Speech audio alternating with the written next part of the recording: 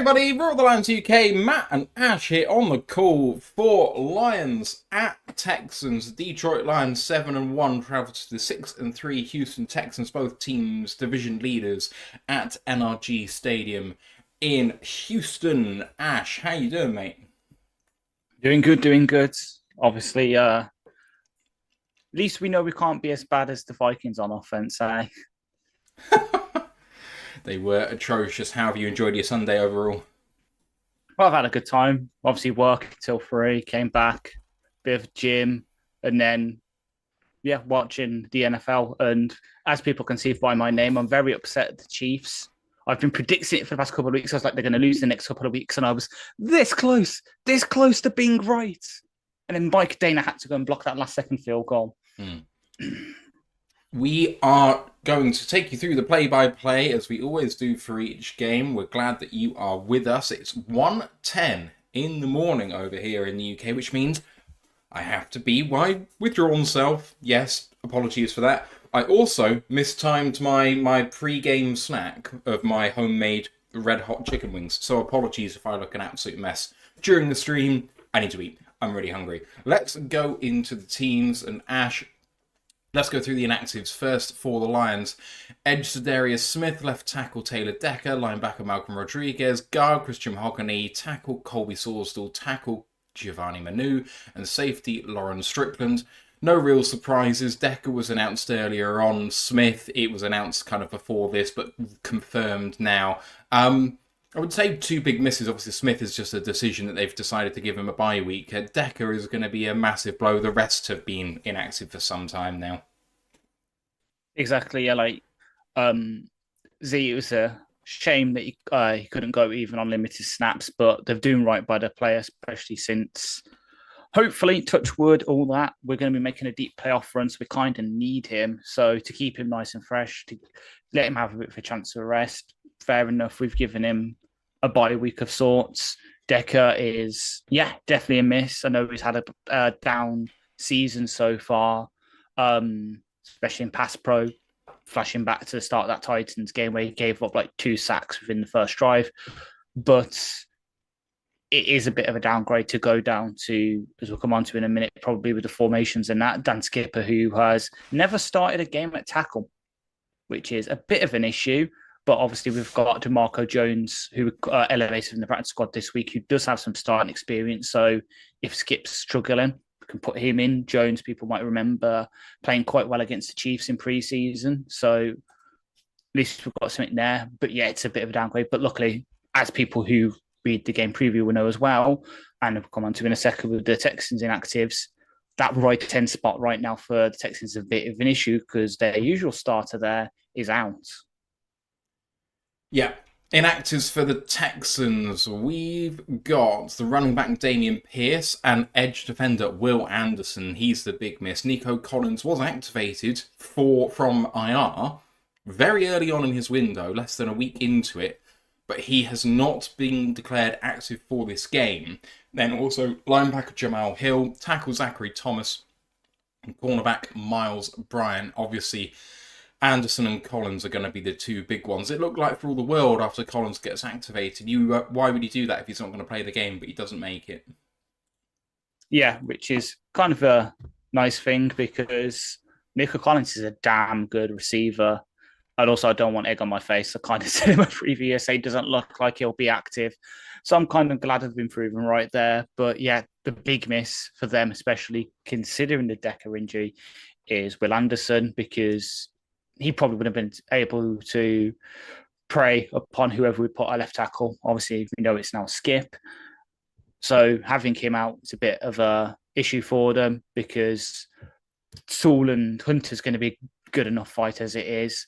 And now whoever Skip will be facing Derek Barnett, potentially Jerry Hughes, potentially D'Amico Autry, unless the Texans really choose to switch up and put Hunter on that left-hand side to sort of play matchups, which I wouldn't be surprised by. But yeah, having Nico and Anderson out, who are two of the best young players on that team, out, big hurt for them. And then obviously Pierce out as well.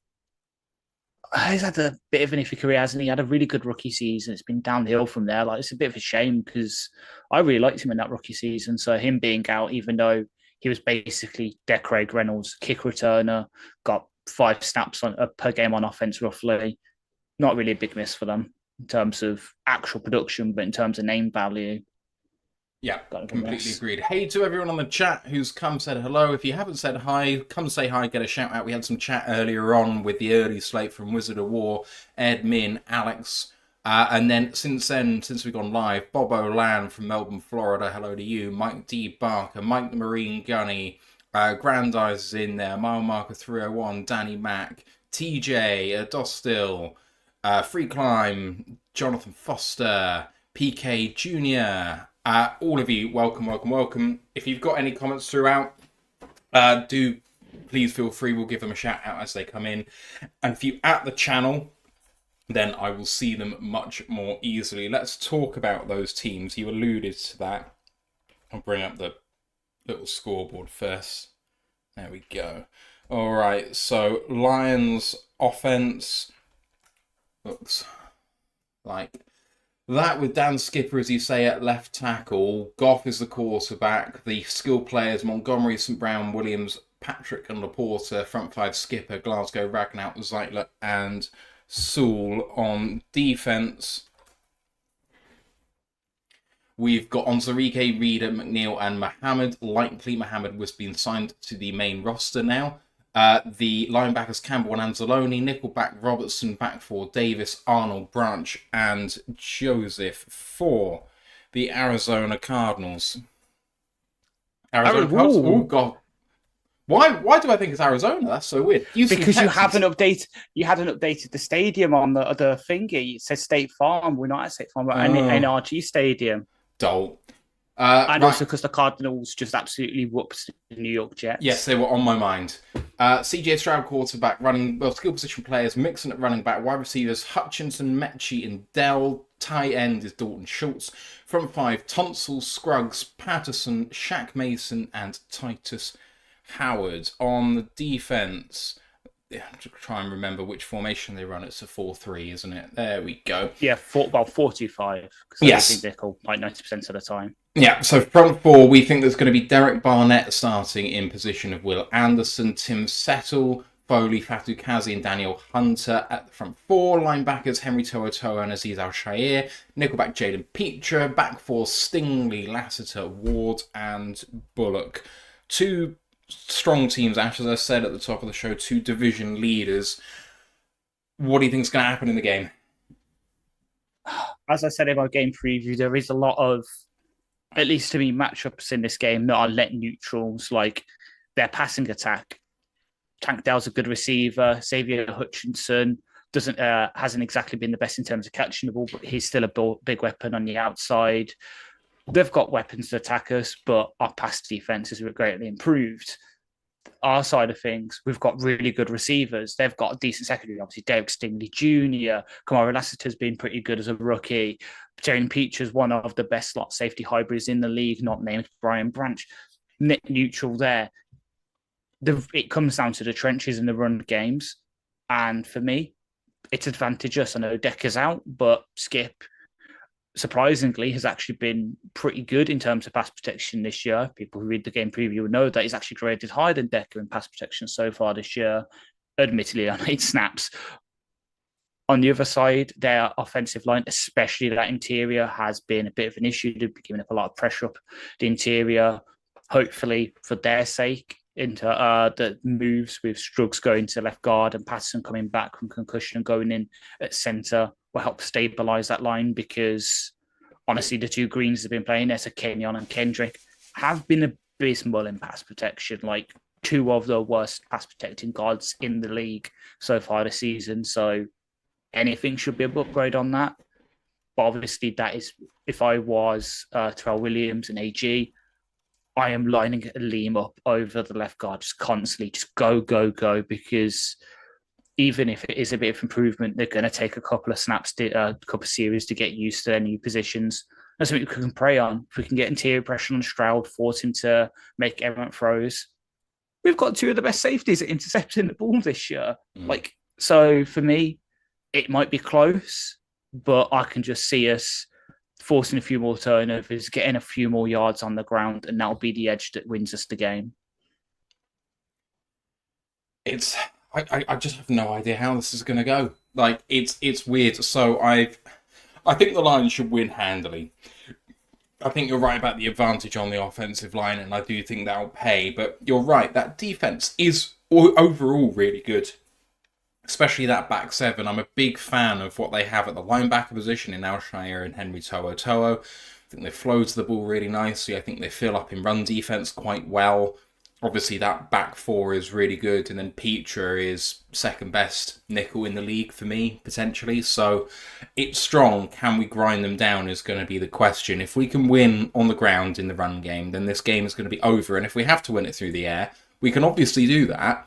It's not the way we've tried to do things, but Goff is clearly capable. But that introduces some element of doubt to me. So can you win it on the ground in the first instance is going to be the thing for me. Did have TJ asking me a question of whether we have a day off, and yes, we both do, which is very nice. Jonathan said we're hoping to see the black jerseys. I think the black jersey we will only see one more time this season, which is against the Bills. Correct. Thank you very much. Tepper says, here we go, and the Sunday Night Football coverage is going live. Dostal says, so this counts as outdoors? Yeah, question mark. It does look like it's outdoors. The roof is open. The roof is open, so it technically counts as outside. Hence my joke at the start of the game preview that, oh God, the roof's open. We're going to be outside. We're going to fall apart, aren't we? To sort of take the piss out of the indeed, narratives that were going into last game. But we're going to be good. I know they're wearing red. It's to cover up the bloodstains. Many thanks to Tony White for the $5 super sticker with a partying thing. I have no idea what that is, but much appreciated, Tony. Hope you have a great night. Our very own Ryan Farden did have sideline passes for all the pre-games, so we got to see a little bit of what was going on down there. That was really, really cool. Hopefully he can bring it home. Apparently the Lions faithful have travelled exceptionally well tonight. Look like they've taken over Houston, to be honest. So I'm hoping it sounds like a home game for the Detroit Lions tonight, and there's lots of noise when Stroud is on the field and not Goff. You might find that both quarterbacks have trouble in this game. Yeah. Yeah. All right. Do you have any idea who's taking the kick? Not yet. Let me just check. It hasn't come up for us yet. No, I haven't seen anything. They're showing all the coaches because they showed Skip, and then they highlighted that Z is on the sideline with his teammates, which is quite nice. Yeah, Z's there and Will Anderson's there. Zadarius Smith, I think the knock on him is that he's passionate and can be over passionate. Yeah. Won the toss and receiving by your reaction. That's what I'm guessing. Yes, we are. You know me too well. PK Junior says, "Did we know that Zadarius wasn't playing?" So it'd been rumored all week. It was confirmed initially, like yesterday, by I think Rappaport, and then I think Schefter indicated that he might play, which was a bit weird. And then it was confirmed that he was out earlier on this evening, about an hour and a half ago or so. All right, kickoff is about to be away. Dorsey and Raymond back there to receive by the looks of things. I don't know if we're aligned yet, but the kickoff is away for me now. Oh, no, you're a few seconds ahead. God damn it. Typical of the zone. I'm going to pause for 2 seconds now. And Lions are coming on. Detroit Lions offense is being shown, so I'll put up my little graphic as well.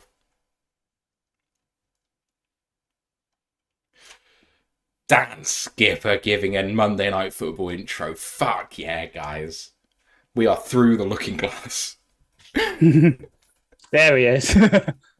All right, here come the Lions. First down and 10 at the 30 after the kick went out of the end zone. Goff under center takes a snap and play action on first down. And, Goff with a very horrible looking throw. And Goff is not going to go perfect in the first half. I mean, it's an absolute disaster. It is a disaster. The whole game plan's gone. We're done for. As it's Danica Autry who's getting the start at right end for the Texans. Oh, well, I haven't put him on the graphic. It's fine. Second down and 10. It's probably because it's a rundown. They've got the sort of big end in. They'll probably sub on Derek Barnett for obvious passing situations. Houston showing a little blitz off the edge. They don't bring it. Handoff out of shotgun to Jahmyr Gibbs in the first possession and gets 5 yards. It's going to be 3rd and 5. Really would not like to go 3 and out on the first possession after taking the ball. That would be bad. 3rd and 5. Shotgun snap, Gibbs in motion, and a fake to Alan Russell Brown. Nice little toss play to him. It was like a little jet sort of motion from the slot position on the right-hand side. It looked like it was going to be a pitch out to Gibbs escaping that way, but it was Amon Russell Brown takes it for a gain of 8 and first down Detroit. Very nice play design there. Yeah, as you say, RB fake toss with the orbit motion, pop pass. All the way out to the quite a lot. 42-yard line, weak eye formation for the Lions, and now the tailback in motion. And here is Montgomery, who runs over Khalif Raymond, gets himself a gain of 4, second down and 6. Poor Leaf. Poor Leaf. Leaf just got flat. Just, for people watching the coverage, just note those defensive tackle rankings. Jesus. Yeah, the DTs are pretty dross in, ranking generally. 2nd and 6. 2 tight end set for this one. Goff takes a snap and play action and somehow gets it to Jameson Williams, who comes back to get the ball. There's a flag on the play. Jameson goes out after a half-yard gain, but let's see what the flag is.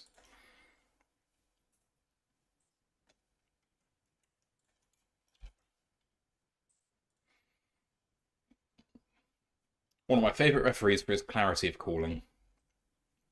Oh, yeah, I know. Ooh. Ineligible downfield is a 5-yard penalty. They've taken the 5-yard penalty. Instead of it being 3rd and 6, it's going to be 2nd and 11. I think that's a mistake. Yeah. Right, so yeah, there was a Lion player, Kevin Zeitler, about 2 yards downfield. 2nd down on 11 now. I think that's a mistake to get the penalty there. I would have taken the 3rd down. Exactly. Goff in shotgun. 2nd and 11. Gibbs in motion again. Quick drop. It could be picked. It is picked by the Houston Texans. Jimmy Ward with the pick, and the Texans are in great field position. Jalen Petrie with the pick after it was tipped up by the left defensive end, and the Texans have a great chance to go ahead here first up. That's, it was Jalen Petrie who put it up, sorry, and it was the cornerback who caught it. Safety who caught it. Jimmy Ward. Jimmy Ward, yeah. I have been saying it for a bit, and I hated for it to come true that the turnover look was going to change back and regress back to neutral. Seems it's happened, unfortunately, boys. Bad start for the Lions. But I do wonder whether he shouldn't be throwing that ball when you've got that man jumping up to try and make that interception. You can see him coming. Right, here comes CJ Stroud with a helmet that never really looks like it fits his stupid head. He's in shotgun to start. 2 men in motion, both left to right, takes a snap and hands it off to the other direction. And Joe Mixon gains himself a yard, 2nd down and 9. They're at the Lions 32 to start, so just about in field goal range. Your 50-yard kick from here, 49-yard kick if they took it from here. Grandizer asks if we like candy apples.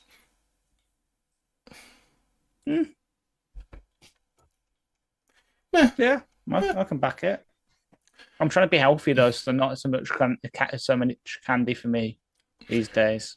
Right, 2nd and 8. Under centre this time. Nowaski's on the edge here in a 3-4 look, and it's a run play to the left-hand side, and well defended. Great tackle in there by Brian Branch. It's a loss of 1.5 yards. It's going to be 3rd down and 10. Outside handoff, sweeping to the right-hand side, and Branch really got uphill as the force defender and got himself down to clip the ankles of Joe Mixon. Oh, terrific tackle. And there was a huge amount of holding going there. Terrion Arnold's getting his jersey ripped off. 3rd down and 10. From the 33, can the Lions make a big play here to get off the field and limit the damage? In shotgun, Stroud, 2-step drop, looking over the middle, throwing, and complete for the 1st down. At the 18-yard line for Tank Dell.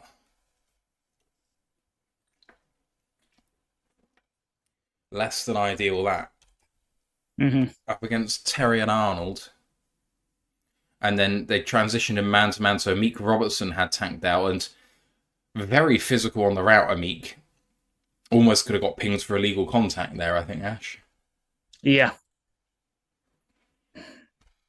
1st down and 10 at the 20 is being called. Stroud under centre, Tank Dell in motion, and Stroud hands this one off again to Mixon. Lions come upfield, and good tackle by Alex Anzalone and Ben Neiman.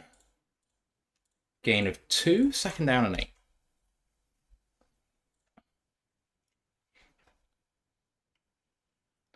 Lions starting defense on your screen now.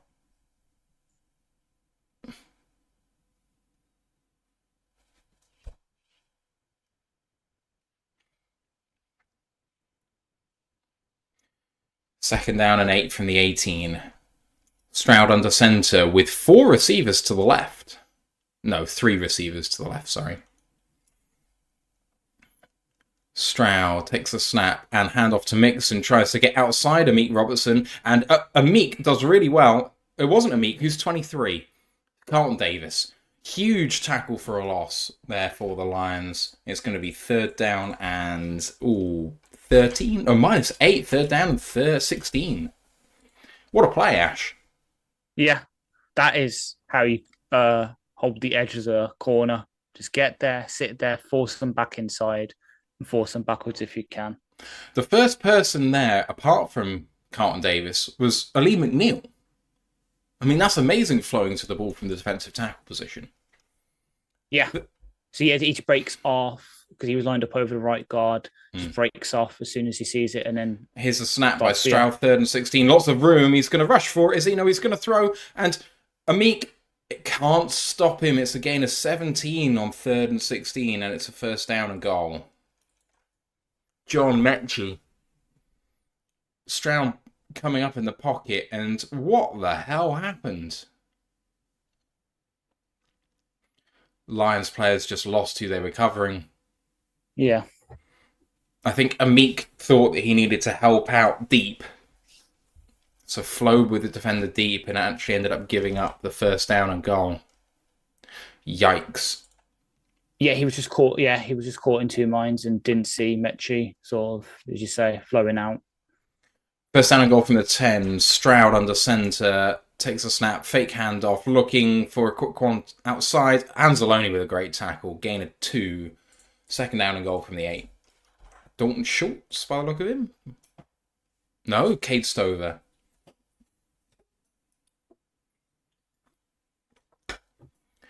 Big stand here now for the Lions. They've been terrific, the defense in the red zone.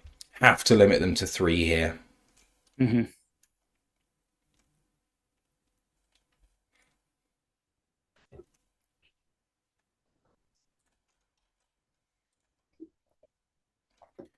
Clock being burned down, only 5 seconds to get this off, and timeout. Timeout, Houston. They could come to rue that come the end of the 2nd quarter. Mark said, good to see Anzalone connect. Ash, defense has been great on 1st and 2nd down so far, but 3rd down tripping us up. Yeah. And not only that, it's my old nemesis from last year. 3rd and longs. Yeah. Yeah, 3rd and long has not been kind. Teacher says, I'm a Buckeye fan, but I can't stand Cade Stover right now. How about it? Fair. He's a good player. Yeah. Good tight end.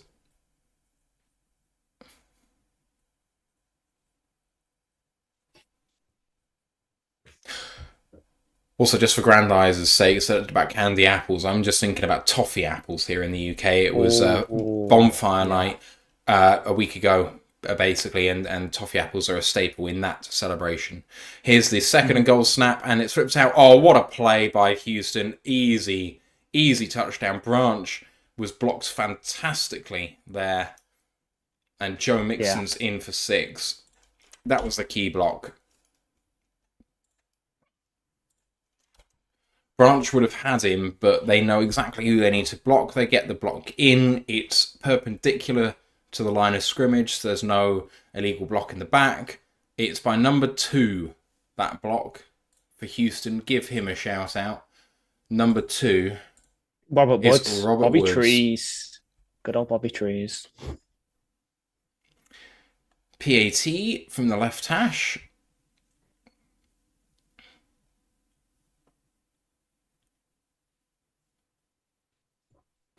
Snap good, hold good, Fairbairn drifting left, but it is good. Houston start with a 7-0 lead. Goff's turnover leads to 7, and Ash, the worst of all worlds for the Lions, win the toss, turnover, and Texans score down a possession. Exactly, yeah. It's not the best, but we've been here before, obviously. Got through. Well, it's his first interception since the opening drive against the Cardinals. So you kind of ruined it by saying we're playing the Cardinals. So yes. You jinxed us. How dare you? Joking. But yeah, just not good. We had a couple of chances to get off the field there with the 3rd and longs, but we didn't. And then just a perfectly executed touchdown. We just got the offense just got to bounce back. Be back to the offense that we know and love, because the Texans are like us. If they know they can get you into obvious pass situations, you're behind, you have to pass the ball. I know Will Anderson's out, but Barnett's a decent pass rusher. Autry's got some pass rush moves. Look at what he's done the past couple of years under our own defensive line coach. And then Daniil Hunter is leading the league in pressures. Like, they know what they can do against you. And then they, on 3rd and longs themselves, when you get them into it, you into them, they blitz you. Wizard of War says, let's not throw screen passes with defenders in front anymore. Right. I mean, screen passes are always going to be a loser against this Texans defense. They're extremely quick and they read the game well. You need to bully them. Bully ball comes with the run game. We didn't do a lot of that. The quick throws out there, their linebackers are going to get out there ahead of your guys. Unless Sewell has a monster play, but you don't want to rely on Sewell being a superhuman every single time. You need to save them up for specific events. If that's part of your normal offense, that's not going to work. Yeah. It's like when we played the Bucks. Their linebacker duo is very much like the Texans one. Yeah. So hopefully we learn our lessons from that game. Yeah, completely agree. That was rough.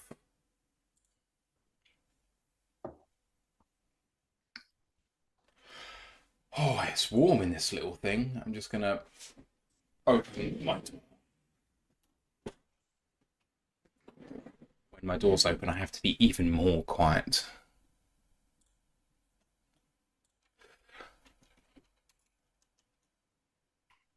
Oh, I really don't care about the voice, guys.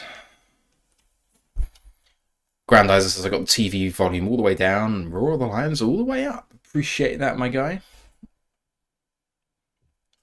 All right, kickoff coming up now for Houston. High kick received 2 yards deep and knelt. Coming out to the 30. 7:46 to go in this first quarter.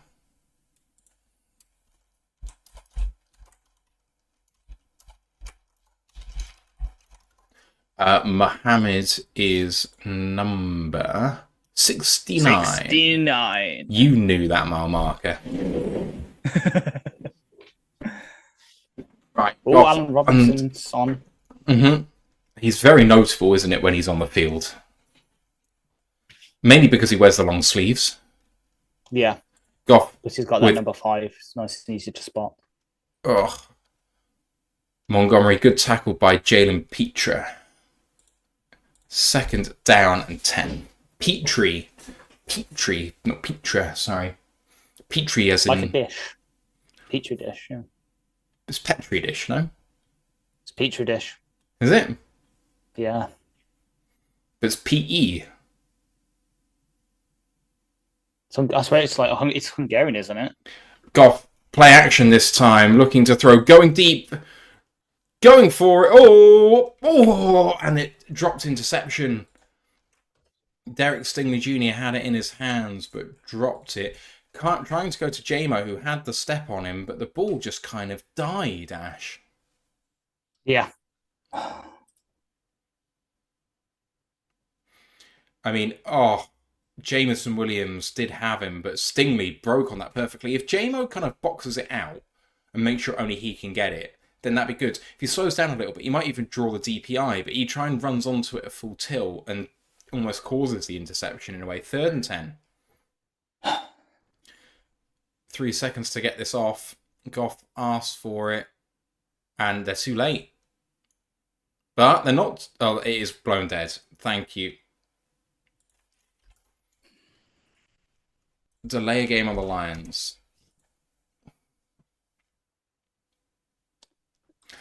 I knew that was going to come, but frankly, it was better than whatever was happening on the field because Goff could not see anyone to throw to on that play.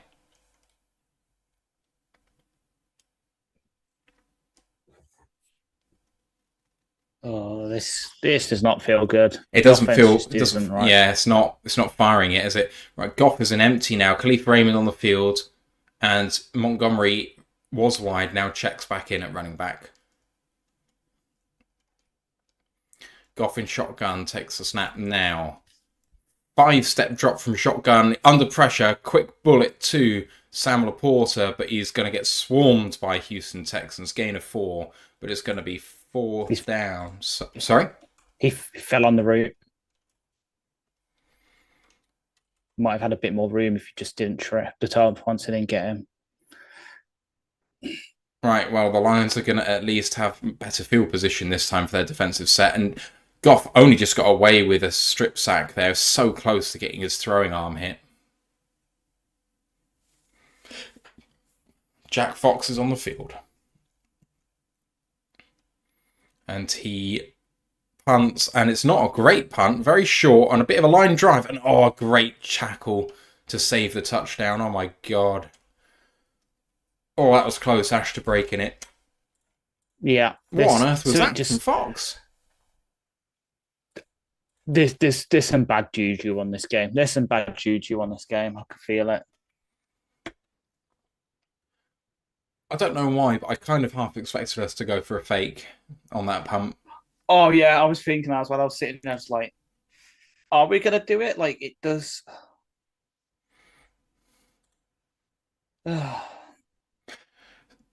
And just said Skip just got pancaked on that play. Probably, yeah. Not ideal.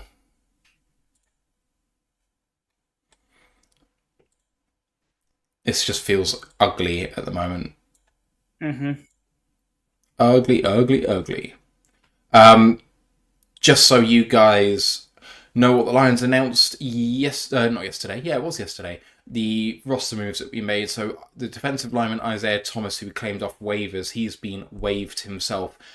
Hasn't been told, I don't think, whether anyone's picked him up as yet. It might be that... No one picks him up. Not yet, no. All right, Jalen Reeves-Maven's gone to IR, so he'll be out for the next 4 games at least. Shane Zylstra, Abraham Beauplan, Al-Kadeen Mohammed signed to the active roster from the practice squad, and then Ezekiel Turner just signed to the practice squad, elevated for this game alongside offensive lineman Jamarco Jones. He's the backup tackle, although a lot of people thought that he might start, and given how Skip has started, maybe Jamarco Jones will see some play. Yeah, because Skip, as it said on the thing, and as I said earlier, has not started a game ever at offensive tackle before. And honestly, there's no shame in admitting if just playing tackle's not for him. If the like extra tackle role is all he can do, fine. Jamarco Jones perhaps offers you a better floor, let's say. So if he does have to come in, we at least know what we're getting. Again, he was the one that played really well for us in the Chiefs game. Didn't think he gave up a single pressure that game or something. So at least we've got someone veteran and kind of solid there if we need to go to them if it's just not working with Skip. Not that I want to wish it on Skip, but nice to have that backup plan because as much as I love Colby, he just evidently isn't there yet, unfortunately. No, true. Jonathan Foster says, plenty of time to turn this around. Gents, I completely agree. Don't believe in fate or bad luck or anything like that. 2 bad drives on offense, and frankly, a pretty good drive on defense apart from third down. You're doing 2/3 of it right. You kind of got to get the third of third, though, right, too. You can't just play good football for 66% of the time. That's the thing. We were one of the best third down defenses in the league coming into this game. It's just one of them where, especially that second one, single lapse of concentration, and they just get that extra little yard they need. Stroud with a quick out to someone didn't catch you. 2nd down and 2 after a gain of 8 going out of bounds. Tank down. Thought it was. Positive Soul said, what time is it by you? It is 1:45 in the morning, Positive Soul. Wizard Wall says, yeah, why was the interior all running left and middle was wide open? Don't know. We just need to get off the field on 3rd and long, so that would be nice. We're on the 49-yard line of Detroit already on 2nd down and 2. Snaps away, and it's a fake, and Stroud throws, and Tank Dell again.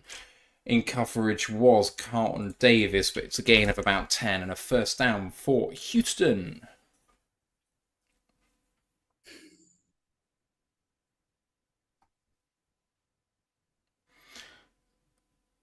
Bootleg off of the outside zone as they're showing very well on the Sunday Night Football coverage. Oh, not ideal. Right, 1st down and 10 at the 41-yard line of Detroit. Stroud under center again. Takes the snap and hands this one off up the middle. Can he beat Carlton Davis? No, he can't. Good tackle, gain of 1. 2nd down and 9. If he'd beaten Carlton Davis, that might have been all she wrote for that play. Yeah. Oh, Onzarike, a top 23 pass rusher. Love it. It's kind of cheating a bit to put him there because it's obviously including his interior defensive line snaps. I think when he's been playing DE, it's great to have dipped a bit, but and then you see the safeties and it's 2 and 1. Right. 40-yard line, 2nd down and 9. Stroud takes a snap, fake handoff, pressure up the middle, and a lovely wide receiver screen play. And they've got lots of room here. Going to try and get the edge. Lovely blocking up front. And tackled down at the 3-yard line of Detroit. It's Joe Mixon with a running back screen. And it's 1st down and goal from the 3. That's brilliant. They read the pressure coming from Detroit up the middle. So they throw the screen. They've got the bodies up front with lines committed up the middle. And perfect. I mean, Jack Campbell comes so quickly on the blitz. But Lions don't defend it great. Great blocking by the Texans, who hand it off now from shotgun. Mixon tries to go upfield. He gets himself 1.5 yards. There's a flag on the play, and it's coming back 10 by the look of it.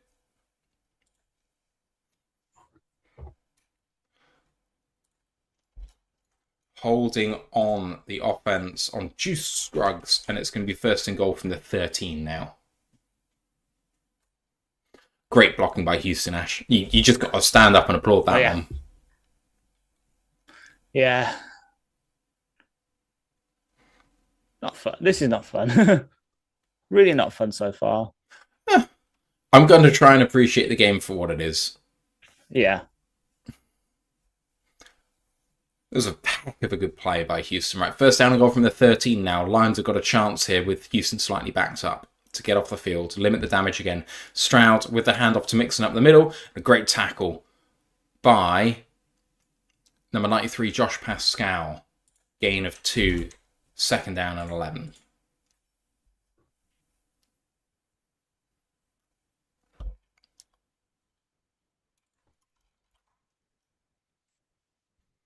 whistles, injury.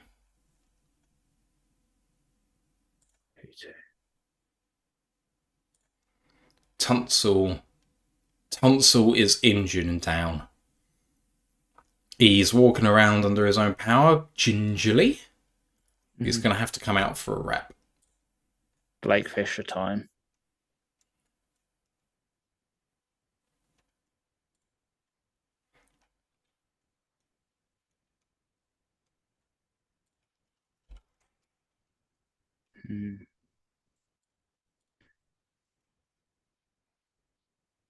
Got rolled up on by his own man.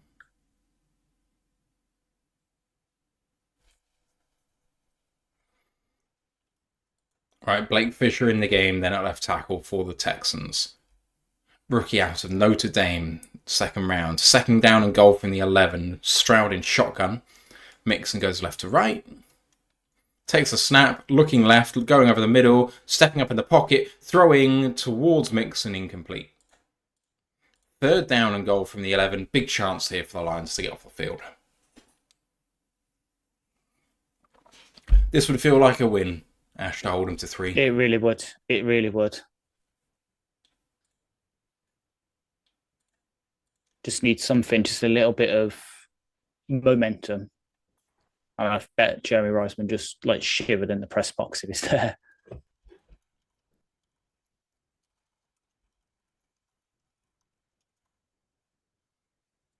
All right, third down and goal, empty set. Need to get this off now, no time left. Does get it off. 5-step drop in shotgun. Oh, and he gets out of pressure. Can Stroud now throw under pressure? Gonna get hit, gonna go down. And that looks like James Houston with the sack. It is James Houston. Somehow playing off ball alignment or something. Yeah, played off ball. Love it. Fourth down and goal, and the Lions get off the field. Thank God. So Houston was lined up in the 5 technique, bails out towards the wide receivers, covers space, comes forward to hit Stroud, and does. Fourth down and goal from the 16. Kaimi Fairbairn is on for the kick. Snaps good, holds good, and Fairbairn kicks it through. 10-zip in favour of the Texans.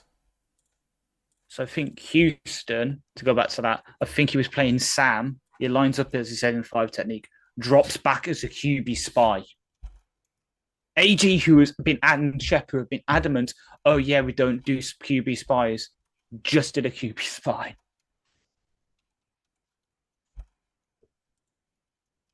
I'm just filling in my stats for the end of the quarter because we are coming up on it. Probably not good reading for us, eh? We have 25 yards of offense. Pain. But we've got the ball and we're down 10. If we can score here, we're down 3, and they've got all of the field to drive. So, you know, the route here to being relevant in this game is still available. Yeah. Just got to not let this get away from us now that we're in this spot. Yeah, it's just, I don't know, like you can tell me because obviously you saw most of the game. I only came in really for that last quarter of the Tampa game, but it is feeling a lot like that right now, where it's just the game plan just isn't right, and it's putting the defense in bad positions. Mark said, what other game started this way? Titans ? Cowboys ? There was one game where we had the worst first quarter ever, and then we had an amazing second quarter. We were 10-0 down, and then we were 21-10 up at the half, and I can't remember what that was. I think that was the Cardinals game, because obviously that was the last time that got through. Oh, no, it wasn't a Cardinals game. Maybe I forgot. I will find the game. PKJR says this game is making me wish we sold the farm for Crosby. Nothing's going to make me think that was a good idea. And Grandizer says Houston sighting in Houston, which I appreciate very much. Wasn't that? Was it Rams game? No, it was the Rams game. Was it? It was the Rams game week 1. Yeah. No, that's not the game I'm thinking of. Because we were scoreless in the first quarter and then went in 10-3 up. No, 20. We went in 21-10. Was it Minnesota? I reckon it was Minnesota. It might have been it. It was Minnesota. We were 10-0 down with an Aaron Jones touchdown early, and then we went touchdown in the second quarter. Oh, yeah. Just found it, yeah. I thought it was like earlier than that. Well done, Jonathan Foster. You got it.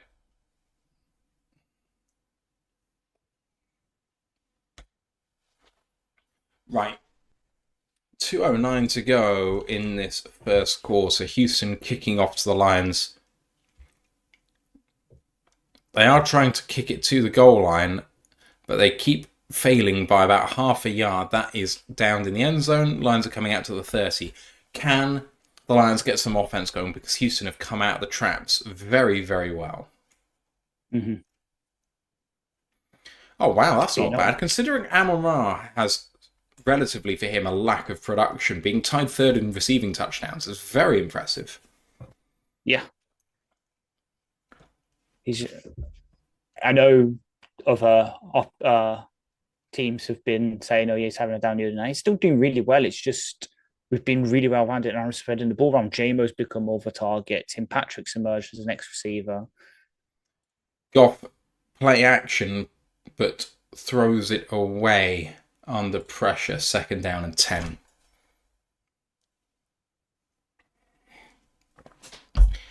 In shotgun and look for all the world as though it was going to be a handoff, which I guess makes it a good fake, but we've got to have faster developing routes than that. Yeah. 2nd down and 10.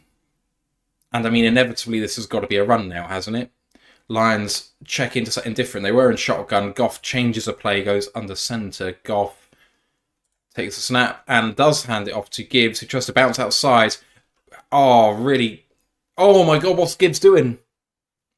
Gibbs tried to reverse field by going backwards and ends up losing about 10 yards. It's going to be 3rd down and 20. I think they're going to mark it with forward progress as a loss of 6.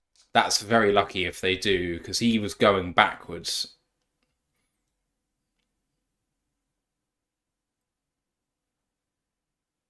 Gibbs with a really good stiff arm, but the man just needed to kind of eat what was a bad play there. 3rd down and 16 it is after a loss of 6. And now Lions in awful territory, and they're going to be punting the ball back again. Could be the worst first quarter of the year. Goff takes a snap. 3rd down and 16.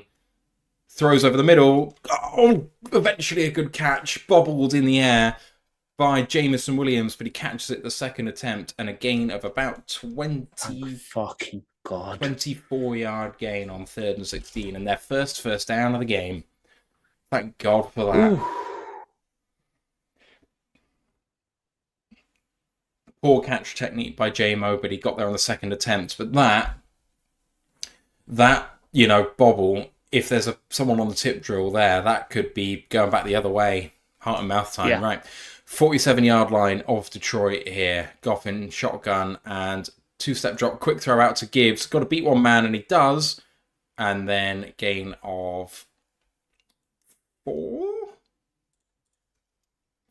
2nd down. 5, yeah. The clock could run out here. We may not get this play off. Do we want to get another play off in this quarter or not?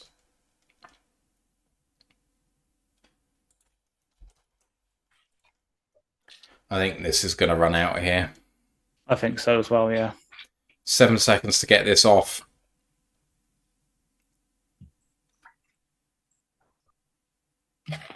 No, runs out. Jamarco Jones sighting.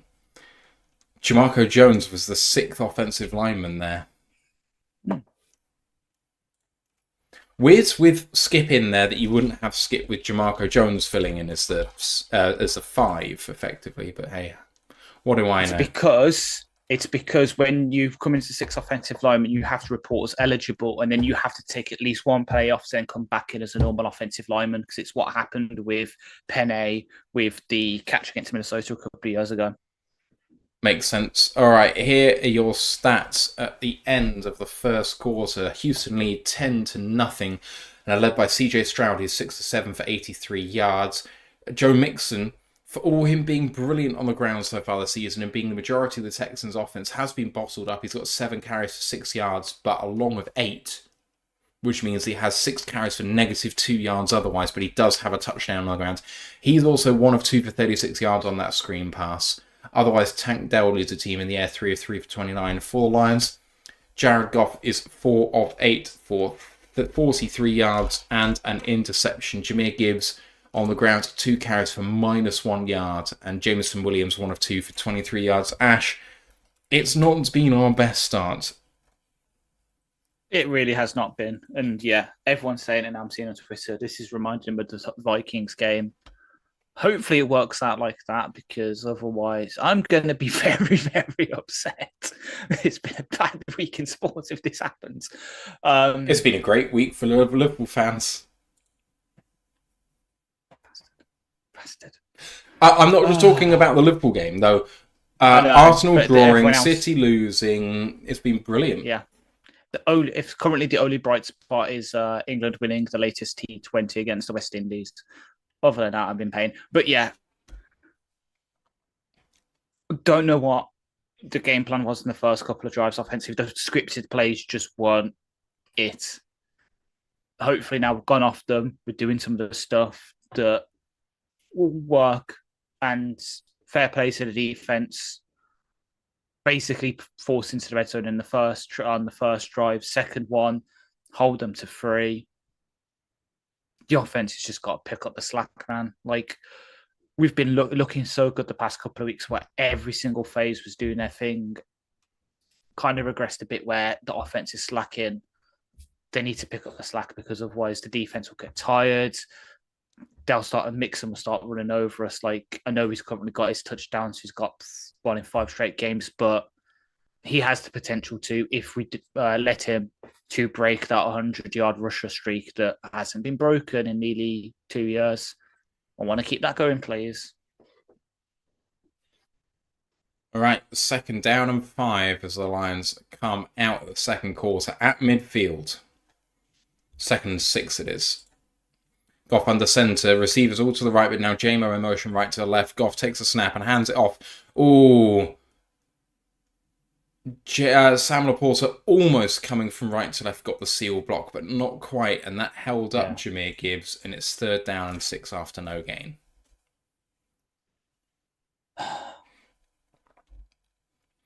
SW Lions says, give Houston credit. They're loaded and ready to go tonight. They're beating the Lions at the point of attack. They really are. Yeah, they really are. Houston Texans have been more up for this game than the Lions so far. Yeah, which hurts me, because the matchup I said that's not a net neutral and it's the one we'd win was the trenches, and right now they're winning that. Yeah. 3rd down and 6, then 5 seconds to get this off. Goff in shotgun. Looks like there's a creeping defender coming up, but they do bring 5, and there's a man coming. Goff throws. Good catch. And it's Jameson Williams again for the 1st down. How about it? The man has become the safety valve all of a sudden. Yeah. Some Brown 1st down has a ring to it. Jameson Williams doesn't quite have the same ring to it, but yeah. J-Mo 3rd down? No. I want to see that route again. I want to see the route run, because it looks like it was a design 10 and in. Yeah. And he just sits down in the zone. 1st down and 10 then for the Lions. Takes a snap and hands this one off. Gibbs, good run this time behind Dan Skipper. And a gain there all the way to the 31-yard line of Houston. Lions are rolling. 2nd down and bit better. 4 after a gain of 6. That's what I want to say. So. This is starting to click a little bit on offense, and we're a confidence-based offense, whether it's run or pass. And Goff had that interception early, but then once he got the first pass away, the first down, it started to roll a little bit. Exactly. 2nd and 4, Goff under centre, Amara in motion. This time Goff takes a snap and hands this one off to Jahmyr Gibbs. Runs into his own man, then gets upfield. Lions get behind him, but he goes down after a gain of 2. It's going to be 3rd down and 2.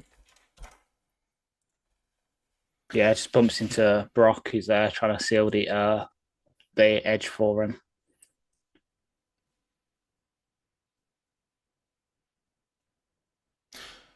Third down and 2, and it's Jahmyr Gibbs in the game. I thought Monty was going to come in there. Yeah. I'd say they're showing the running stances as like, please tell me that they're saying that Gibbs is lining up like Austin Giante, because that'd be hilarious. Gibbs lining up as a wide receiver in an empty set for the Lions. Goff takes a snap. Goff having to escape, and he's going to get the first down with his legs. Goff gets 1.5 yards after it was a third down on a long one, and it's first down and 10 for the Lions. The White Vic is in action. Just gets exactly what we need. Nothing more, nothing less.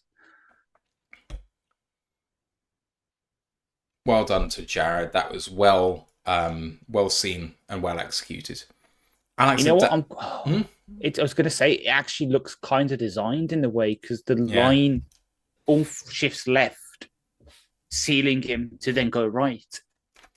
Right. Goff takes a snap, hands it off to Gibbs, and he's down at the 20-yard line after a gain of 5. Oh, a little bit of afters with Shane Zylstra and someone else. Let's have a look. Alex says Dan is prepared to go 4 downs on this drive for sure. I think it depends where the 4th down is. If you're less than 5, then sure. But the thing is, a field goal brings you to within a score. So, so it's Zylstra versus Eric Murray. Gotcha. 2nd down and 5. Gibbs stays in the game. Goff in shotgun. Goff takes the snap now, and fake handoff, and Goff running to his right-hand side, throwing for the end zone. Touchdown, Detroit Lions! Sam Porter, baby! Oh, what a celebration in the end zone that is! That's amazing. I love it.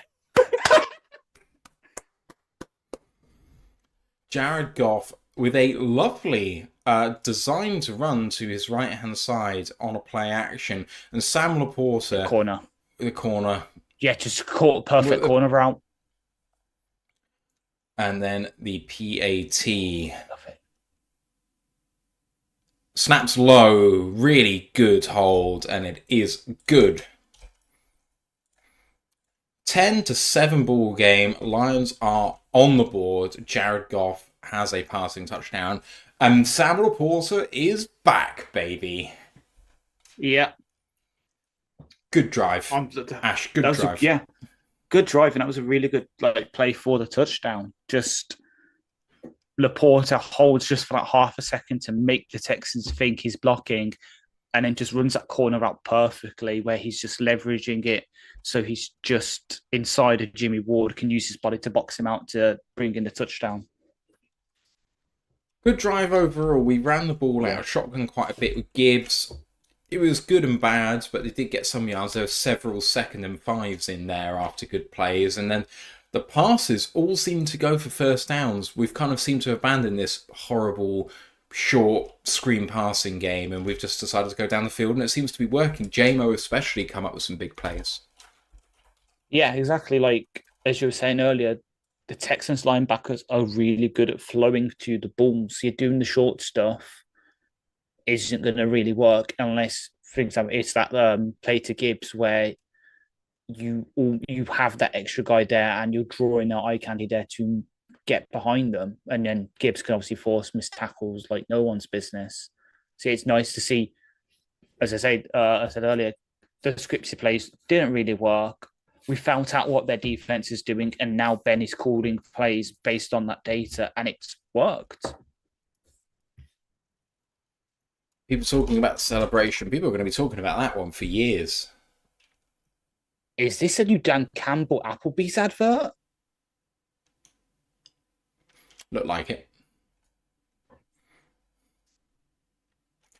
SW Line says, I hope they can do something to make Stroud a little uncomfortable. It just seems like there's a lot of time and room to manoeuvre in the pocket so far. I think it's very, very early. I think Stroud's been throwing the ball pretty quickly. I think there's been pressure in Stroud's face, to be fair to him. Jack Campbell came on that blitz and Stroud had to throw out of that. The problem is they called exactly the right play to counter exactly what we were throwing at them there. Other than that, what other plays has Stroud really thrown out there? There was a couple of throws to Tank down on crosses and stuff like that, but you're talking about throwing the ball in 2.5 seconds or less. It's tough. Exactly, yeah. Like, I'm just looking now because PFF have finally got the live grades up. Stroud has been under pressure on 25% of his dropbacks. And on those 25%, he's thrown one ball which was incomplete. All of his completions have come when he's been kept clean. And looking at us, They've hardly had to drive her. This is the first time where they're going to have to drive from deep. With Jake Bates with a kickoff, and wow, that ball has moved a long way from right to left. Not returnable. Texans coming out to the 30. Mm-hmm. Oh, damn. What? Currently, our top two defenders, according to PFF, Levi and Houston. Makes sense. Yeah. Wizard of War's Monty looks restless, wants to get in on the action. We've hardly used him, which I think is a surprise. We've seemed to have a set formula where Monty comes in first and fourth quarter and gives a second and third, but we haven't done that. It's all been Gibbs, basically. Here comes Stroud, hands this off. It's a fake. It's a double reverse, and they're in trouble, the Texans. Reversing field is Tankdale. Can he get upfield? Good tackle by Levi Onzarike. Loss of... is that Levi? No. It's Pat O'Connor. O'Connor, loss of 5 on the play. 2nd down and 15. Actually, Tunsil's back in the game. The ball to John Mechie there would have worked, but Mechie then handed it off, and that made it bad. Yeah. And I think that was AQ as well, sort of holding the edge there to not let them get outside. And yeah, then O'Connor cleans up from kind of interior. 2nd down and 16.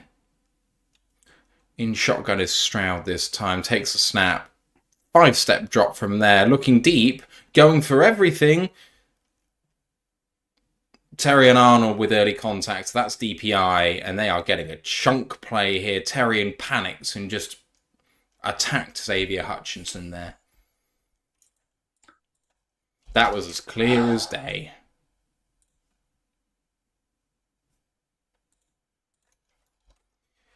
Such an obvious call, Ash.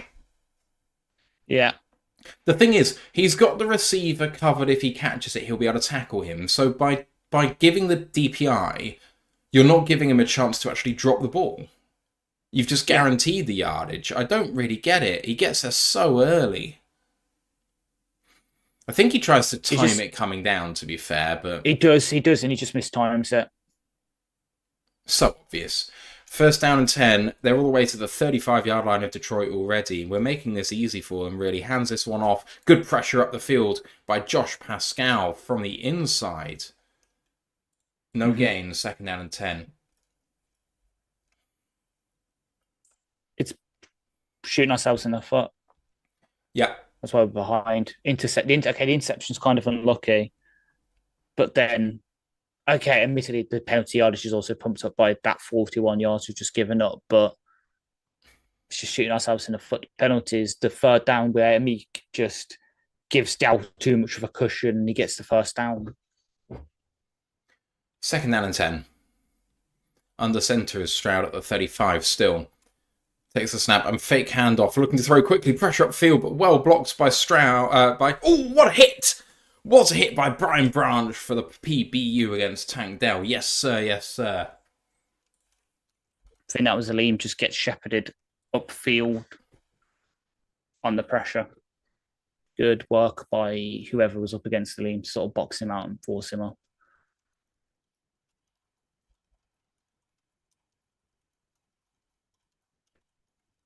Yeah, look at that. That's pretty damn good centre play there from Patterson.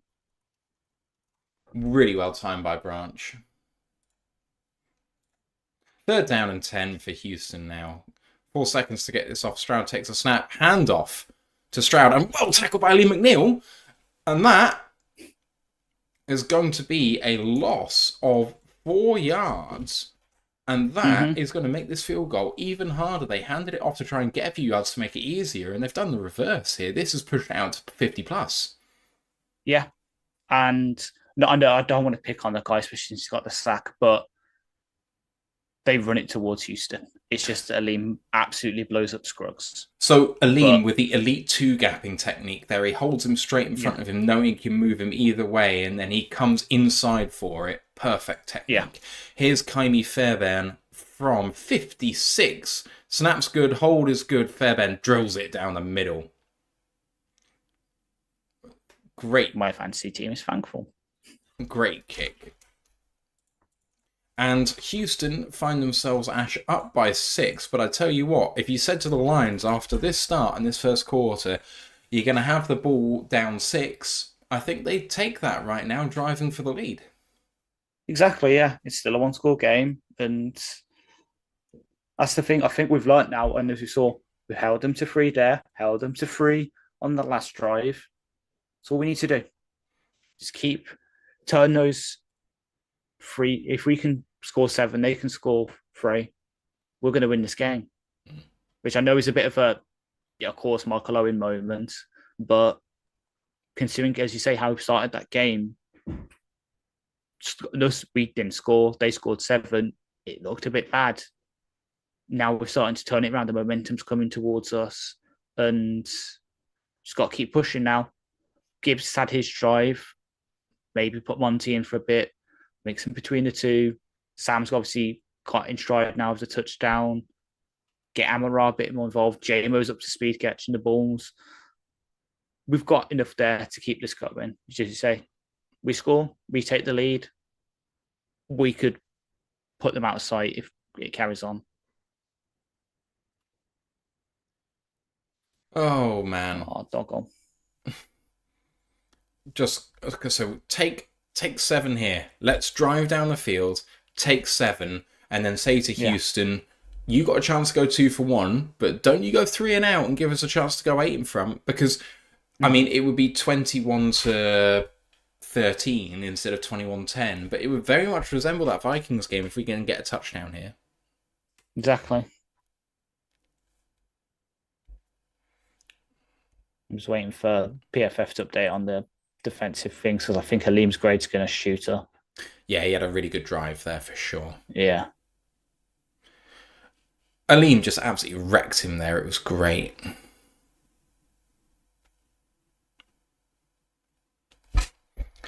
People are asking for Terry and Arnold on Twitter. They're asking for him to turn his head on the PI. I don't know about you, but considering how much he's beat there, if he turns his head to get it, he can get beat for 6 over the top. I think he can't turn his head, but he needs to see the ball in the arms of the defender and hit it at that spot rather than trying to time when it's going to get there by guessing. He's just guessing. Exactly.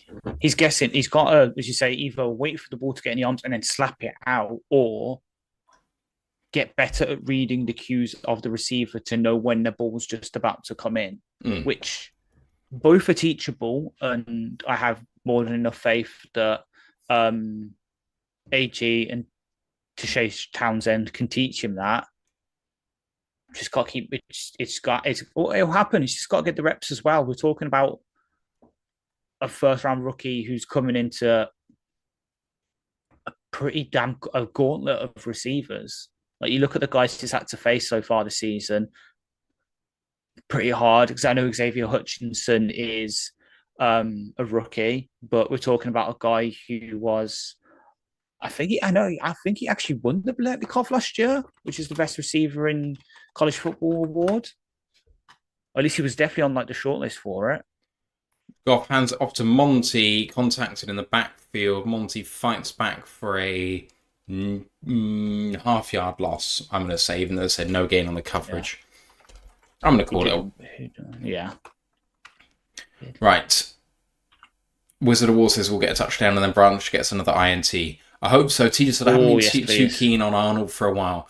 I think the thing is, and this is a big if you remove all of the DPIs, Arnold's been fantastic. And then you add in the DPIs and he's been lower than average. And it's a shame. He's got to sort it out. But he's been in the right places and just making bad plays out of him. Goff takes a snap, looking under pressure and throws it away. He was very, very lucky to not get stripped on that one. There's a flag. This could be on the Houston Texans.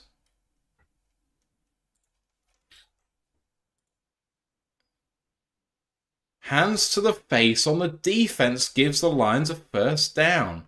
I tell you what, he's got it in the face mask of Dan Skipper there, Daniil Hunter. It's like, oh God, which one was the one I saw earlier where it's so clear, it's literally holding the offensive lineman like that. I mean, he could have got face mask for 15 then. Yeah. Because he gets under the grill and pulls his head. It's hands to the face because it's under the grill and he's hitting his head. But it's the face mask. So give us another 5, please. First down and 10 for the Lions then. They get out of jail. Instead of 3rd and 11, it's 1st and 10 at the 35-yard line. Goff. Run it left, please. Takes a snap. Play action. Oh, under pressure. It's a strip. Stripped and caught by the Texans. Oh, for fuck's sake, man. Goff held that too long and he should have seen the pressure coming. That is entirely on him. He should have seen that pressure coming off of his right-hand side. Sewell gets beaten all ends up and the Texans take over in great field position. Danico Autry. Goff should feel that Autry has already almost hit his arm there and just not try and wind that up and either eat the sack or try and escape upfield. That's really poor play. Mark says miss Decker, but that's on Sewell. Autry? Yeah, that's a right tackle. He's right tackle, yeah. Autry ruins Sewell. Great punch and a great pull. Brilliant play. Right, we're at the 36-yard line for Houston under center and takes the snap and play action. Lovely throw back to Tank Dell. He has to try and reverse field. Branch is there. Great tackle for no gain. Really well played by Brian Branch. It's on our defense to back us here once again.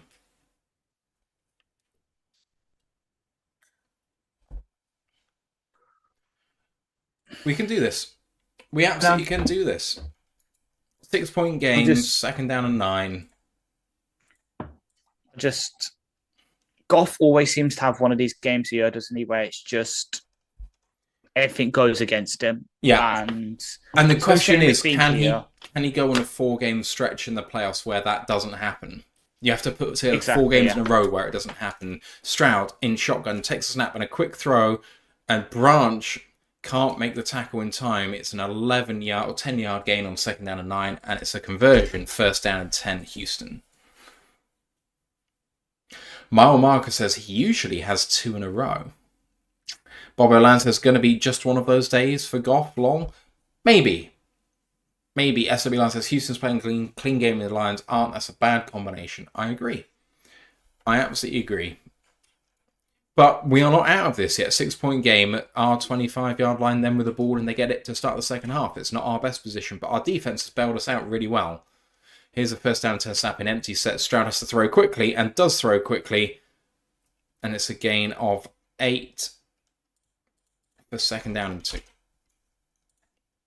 Joe Mixon.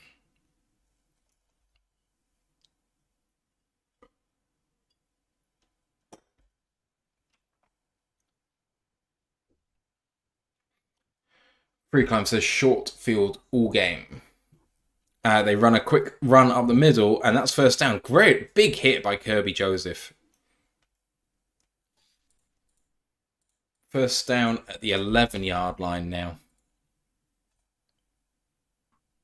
Houston, very impressive compared to their play against the Jets. Where was this team last week?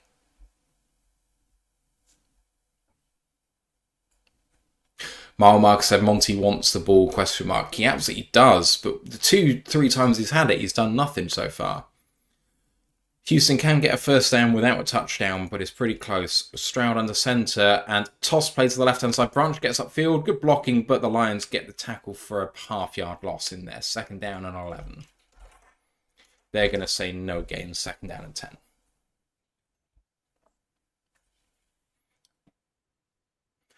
Right, big stand here for the Lions. Hold them again to a field goal and then take all of the remaining quarter to score a touchdown and go in 16-14 down. That would be a win given how this half has gone. Yeah. Then we just need to come out and reset in the second half. Memory of a goldfish for Goff, please. Yeah. 2nd down and 10, Stroud in shotgun. 3-step stop, looking right, now looking left, going to get hit, and incomplete. Through towards Mixon. Good that he didn't really catch that. Mm-hmm. 3rd down and 10. Chance for the Lions. Now, can Stroud do what Sam Darnold did so well this week and throw an interception in this situation in the red zone or into the end Especially zone? since who leads the league in end zone interceptions? You don't even have to check that stat because he's got 4 of them. Exactly. 3rd down and 10. No one else is going to have more than that all season. Stroud in shotgun needs to throw this towards the end zone. 3 steps drop, and he's going to escape pressure. Stroud throws back of the end zone, incomplete. Carlton Davis in coverage against Robert Woods, no good. And it's going to be a good stand for this Detroit defense. For all the short fields they've been presented, they've held the Houston Texans to a touchdown and 3 field goal attempts. And man, that is really, really damn good play by the Lions defense. The first drive, they weren't great on 3rd down. Since then, Ash, we've been money. Yeah. Now it's time for the offense to step the fuck up. Please. Right, here comes a 29-yard field goal attempt. Snap's good, hole is excellent, and the kick is through.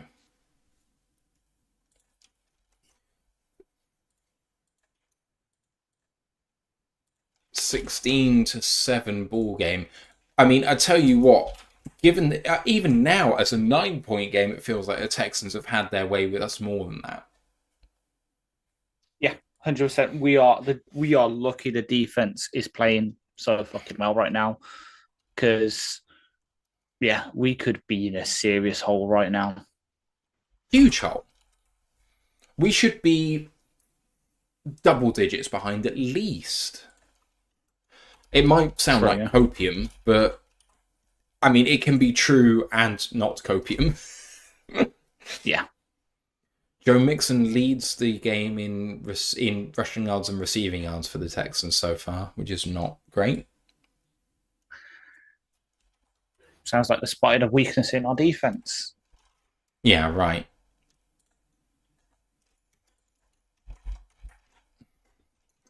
It feels like we can turn this around, though. We need to put together another good offensive drive, but it feels like where they're taking field goals, we could take touchdowns. So can we actually do that? Ow. I'll have a look at something. SW Line said if they weren't keeping them out of the end zone, it could be 28-7. I mean, they've got 3 field goals and touchdowns. So if they were all 4 touchdowns, yeah, absolutely. That is not a pretty on offense. Yeah, I'm looking at the pass blocking. We've given up 3 pressures. All of them have come from the tackles. So Skip's given up a hurry, going to PFF. Saul's given up 2 QB hits. He's currently out on a 23.2 pass blocking grade. Yeah.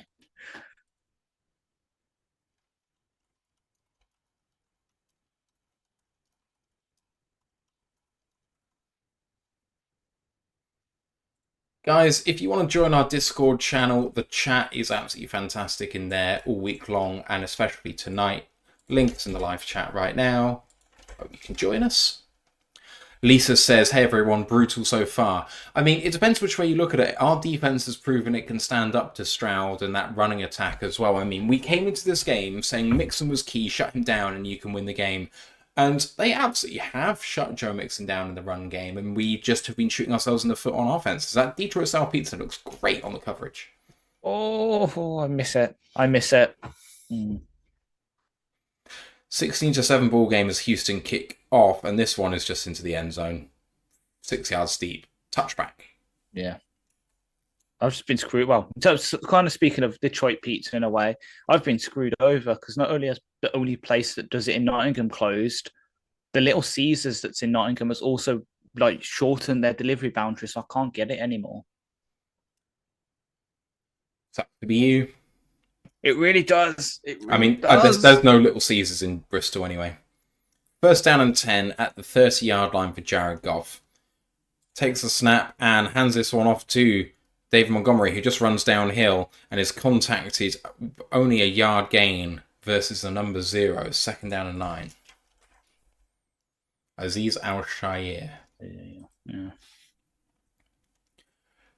Jonathan Foster says, I mean, guys, it's an outside game. That's why. I mean, The curse has always been alive. Good blocking by the Lions on that, but the middle linebacker was just left completely free. Right, 2nd down and 9. 2nd down and 8. Favourable spot for the Lions. Goff takes a snap and play action straight into... Oh! Jared Goff bootlegged straight into pressure and had to throw the ball away. It's 3rd down and 8. And it felt like to me there could have been a flag on that play for a late hit, but I don't know. Mm-hmm. Let's have a look. Jalen Petrie on the nickel blitz, and he threw it straight into the helmet of Sam Laporta, who was meant to be blocking Petrie. In fact, I think he was meant to be receiving the ball there, but Laporta reacted to it. 3rd and 8. Lions in big trouble if they don't convert this. Goff in shotgun. Takes the snap, only bringing 4. The Texans pressure and throws it into the ground. Incomplete. Another bout of pressure, this time coming from the left tackle side. And Lions coming off. This feels like another situation ripe for a fake punt, and it feels like the sort of situation where the Lions might go for this. I'm sure that Houston will be alert to this. He's trying to throw for Amon-Ra St. Brown underneath, but he would have only got himself... Oh, they do punt it. It wouldn't have worked. Punt and good coverage by the Lions. Oh, what a big hit. Huge hit, Sione Vaki.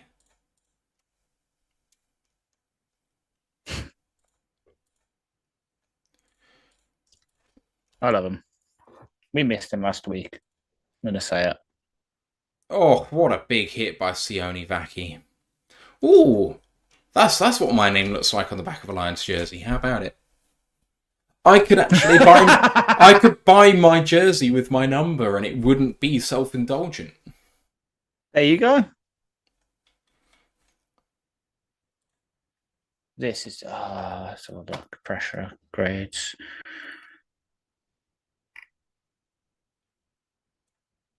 Update.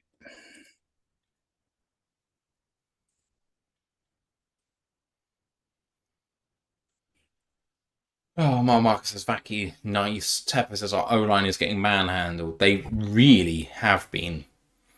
SW Yeah, says, sorry. I was about to say, well, it's the tackles that have. The interior's been pretty damn good. It's the tackles. And that's the shame, because we knew Skip might be a bit of an issue, but Saul being beat this badly? Not ideal.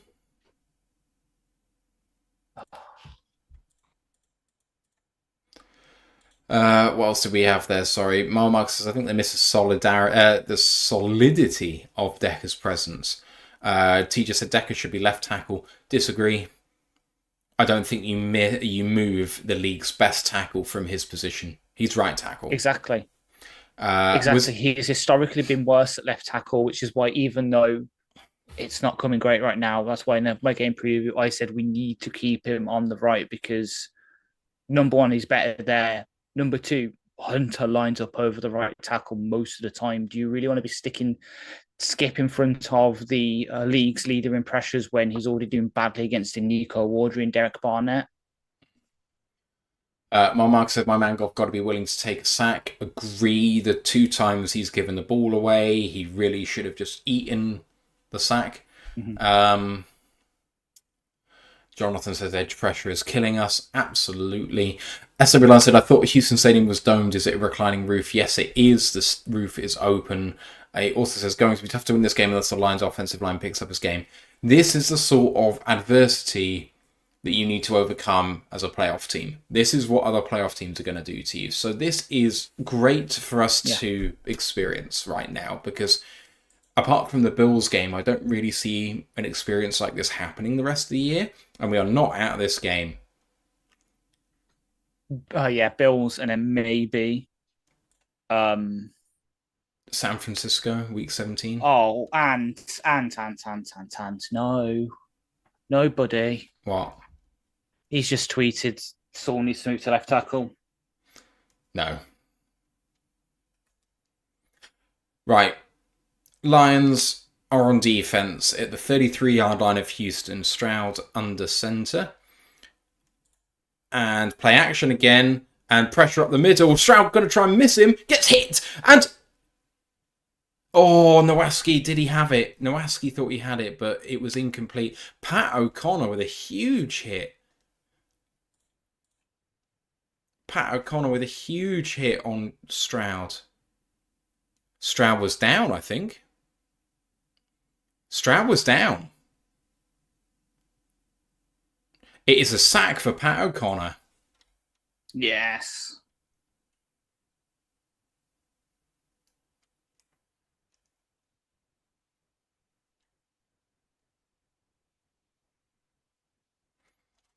At the 21-yard line, it's a 9-yard sack for Pat O'Connor. Stroud couldn't throw without getting his knee down. There we go. Mark says, a sack. A good eye, Matthew. Hell yeah, man.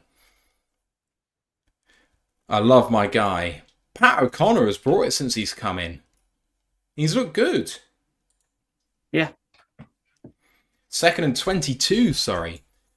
And Stroud hands this one off, and Mixon gains 1. Good tackle by Alex Anzalone and Jack Campbell. 3rd down and 21. Big chance here for the Lions to get off the field and run a 2-minute drill, down 9. PKJR says, Mahomes would have got that interception off. Oh yeah, he would. Look at that Mahomes, man. He keeps his knee up, and man, he gets that throw off with a sidearm. Yes, it was picked, but you know, what other quarterback in the league can do that? 3rd down and 21. From the 22-yard line of Houston. Stroud in shotgun with 3 receivers to the left and 1 to the right. Takes a snap and a very quick throw. And swarmed! Lions all over it. 4 of them were at the defender on the wide receiver screen, completely blown up by the Lions. That's going to be a loss of about 3, I think. And it's 4th down and 24 at the 2-minute warning. Welcome to the 2-minute warning. Oh. Big chance for the AG Lions. AG is fired the fuck up. Oh. This is a huge chance for the Lions to draw a line under this half and say, you know what, this has been bad. This has been our worst half of the season, and we are only down 2 away from home. What a statement that would be to make. Yeah. PK Jr. is absolutely on my page. He says, oh my God, is that Khalif Raymond's music? Please. Just something like that. Anything like that. Here comes the money. Money. Alex says, we seem to have neutralized each other's run games, but that favors them. I disagree. They have the worst passing offense, in theory. Their offensive line is meant to be worse than ours, although they are proving that wrong right now.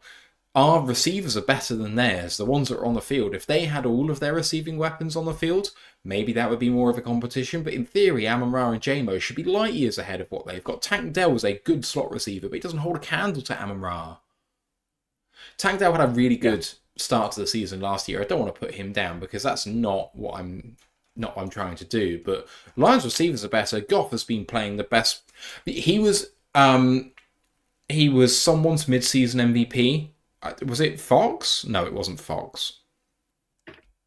I can't remember who it was, but a major TV channel did their mid-season awards, and Goff was the MVP. Yeah. So, we should be. Right, SWI says, Goff has struggled, but I haven't seen the Lions' offensive line get pushed around like they have tonight. Sorry, Ash. Yeah, I was about to say, just he won't be getting this one. It's just trying to wait for PFF to debt grade, but when he's pressured on nearly 40% of his dropbacks. Like, I know people obviously calling for Penne to move. I just don't agree. Like, okay, yeah, he's either way, but both sides now giving up 2 pressures. But is it worth making our entire offense weaker just for the possibility of it fixing to keep them where they are? I'm totally not saying this because me and Ant are now having a bit of a discussion on Twitter about it.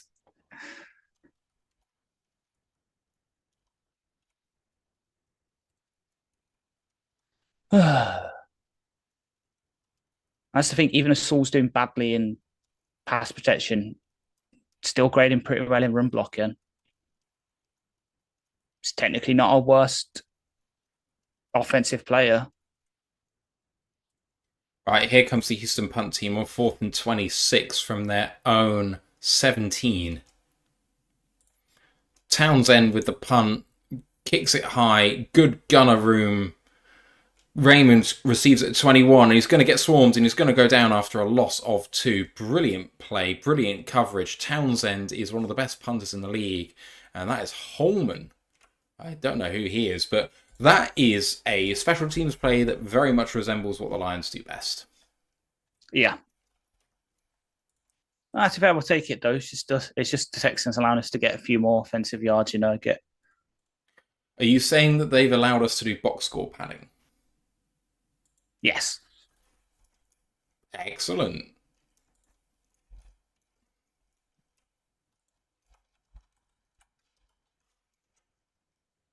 Right, Goff calling for it, changing the play now. He's in shotgun with 1:51 and all 3 timeouts left. Takes the snap and hands it off to Jahmyr Gibbs, who gets contacted a yard deep, and it's going to be stopped there. 2nd down and 9. Lions running clock.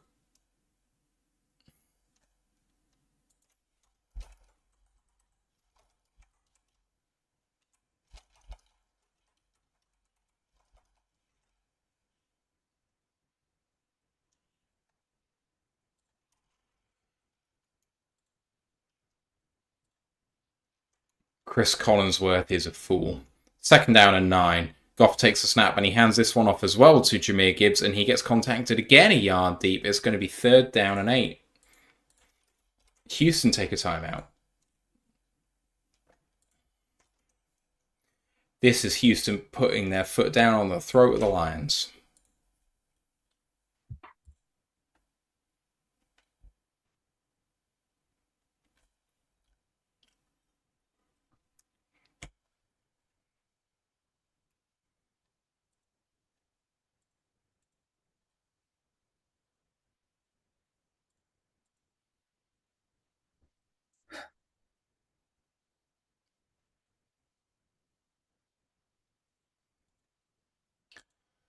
All right. Come on, Lions. Need a big play here.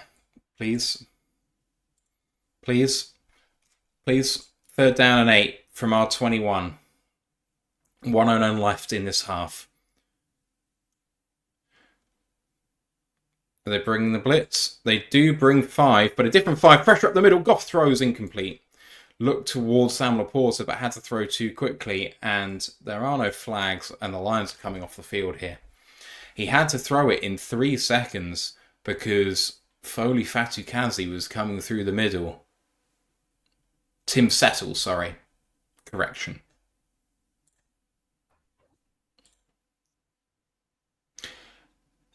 He beat Graham Glasgow, all ends up. Here comes Jack Fox. Can he flip the field in our favour here? That punt didn't look great. Oh, but it was. Oh, almost caught him in the backfield. Really good blocking here. Really good tackle in the end by the Lions. Number 47. Ezekiel Turner's first tackle as a Lion.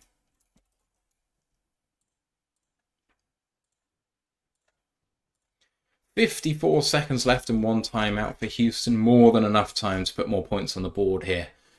It looked like the Lions might do something, but unfortunately, they have a chance here to elongate that lead. We just went conservative there, and it's the wrong play. We're already down, and they're getting the ball to open the second half. I don't hate it. It feels like if they decide to give us some cheap yardage by going soft, we take it in the run more reliably. And if we don't, they have to burn timeouts. I don't hate it. Stroud from the 34-yard line of Houston, well protected in a throw to John Mechie. Gain of 9, 2nd down and 1.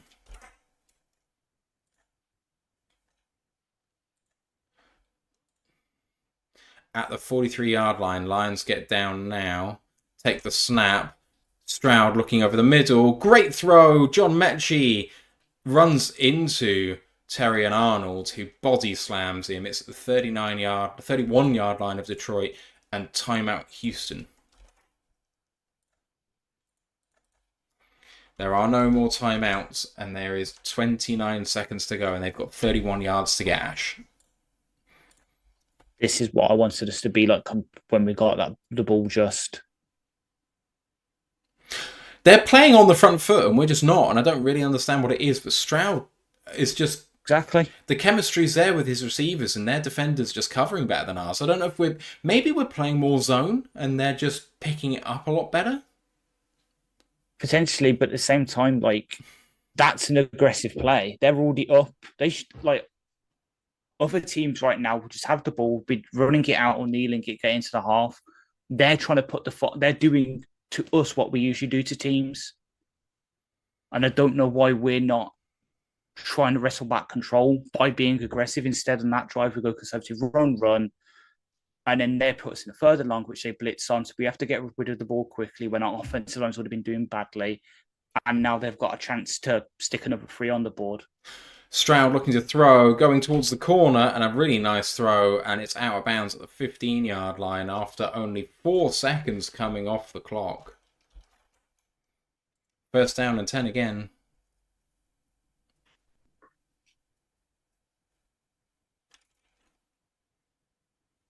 Stroud has been so much better tonight than he has been the last couple of games. Yeah.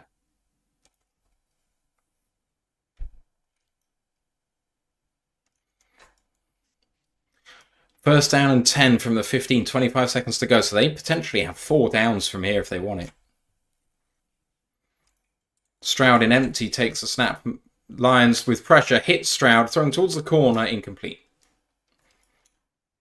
20 seconds to go. Second and 10. Chalk up another quarterback hit. I think we've had 3 or 4 of them so far.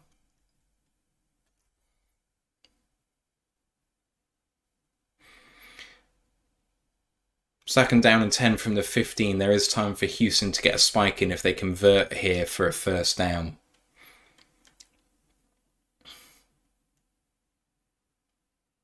The yards per play is basically the same. It's the turnovers which have killed us. Yeah. Second down and 10. Stroud.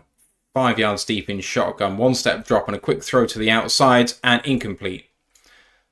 Tank Dell versus Carlton Davis, it's third down and 10 with 16 seconds left.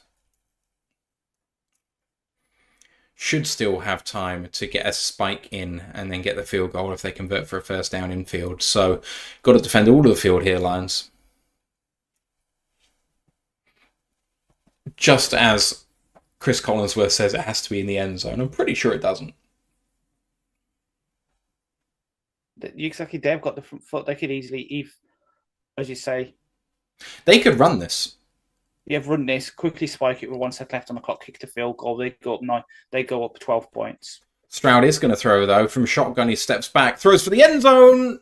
Touchdown. John Mechie against Terry and Arnold. Mechie competes really well. Arnold has his arm in there with the right timing, but Mechie holds on, and it's 6 for the Texans. I wonder whether the Texans go for 2 here. I'd be tempted to go for 2 if I was them. Yeah, they've got all the momentum. Also, just that you make it a 17-point game, which is 2 touchdowns and a field goal. Yeah. Looks like they're going to kick the PAT, though.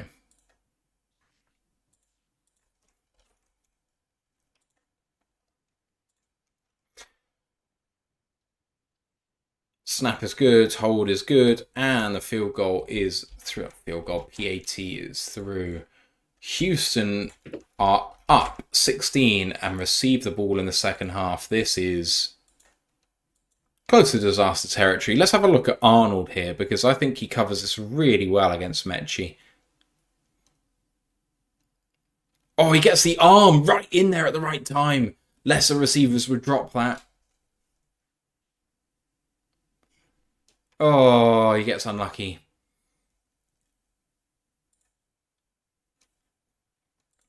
Gets really, really unlucky, Terrian.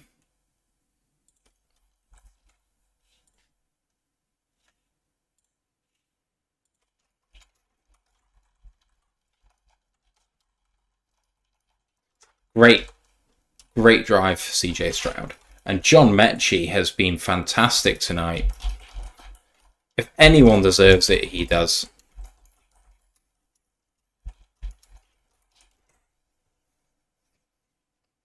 Kickoff's going to be away. I expect the Lions to kneel this down, even though they've got all 3 timeouts. 12 seconds isn't enough to do anything meaningful here.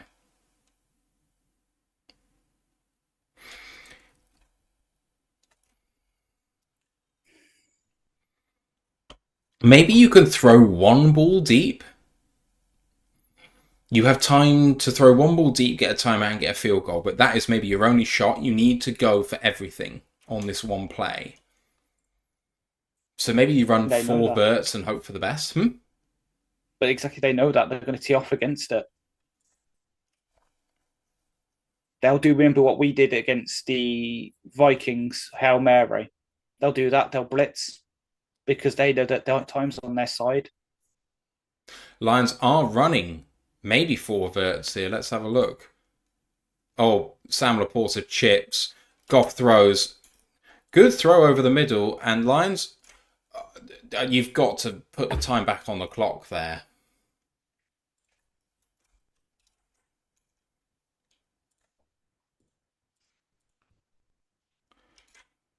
Timeout taken by the Lions. How much time are we going to get back on the clock here? 6 seconds is all we get. So how long does it need to be to give Bates the record? 67. So we need to get to midfield. We can do that. We can do that in 4 seconds from where we are. But to be fair, look at Z coaching on the sideline. So we only need 5 yards for that. Goff is in empty. Can we convert it here? Be a real boon if we can get 3 here. Goff takes a snap. They're playing coverage. You're going to have to throw it quickly, and he throws it into the turf. So do the Lions throw the Hail Mary here on 2nd and 10? Feels like a bad idea. It's a 55-yard play. You can't get the field goal from here unless you want to try a 72-yarder.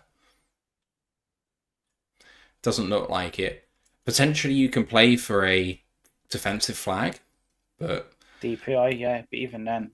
Can Goff even throw it this far? Theory, yeah. They are bringing 3. Goff throwing for the end zone. It's going to be short. It's going to be picked. Picked at the 1-yard line. Jamo's asking for a flag.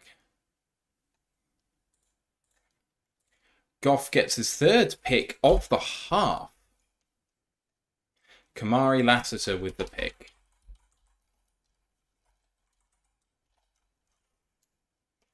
All right, here are your stats at the end of the first half. Texans up 23-7. CJ Stroud 14 of 20 for 164 and a touchdown. Mixon 12 carries for 10 yards and a touchdown on the ground. 2 of 4 for 44 through the air. John Mechie III leading the team in receiving yards. 4 of 4 for 65 and a touchdown. For the Lions, Jared Goff 7 of 17 for 91 yards, a touchdown and 3 picks. Jameer Gibbs 8 for 15 on the ground. I haven't updated it. Apologies.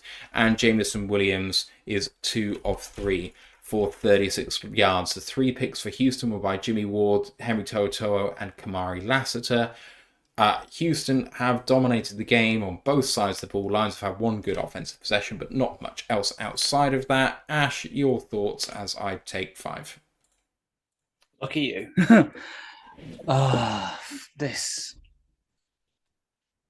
is stressful. This is painful.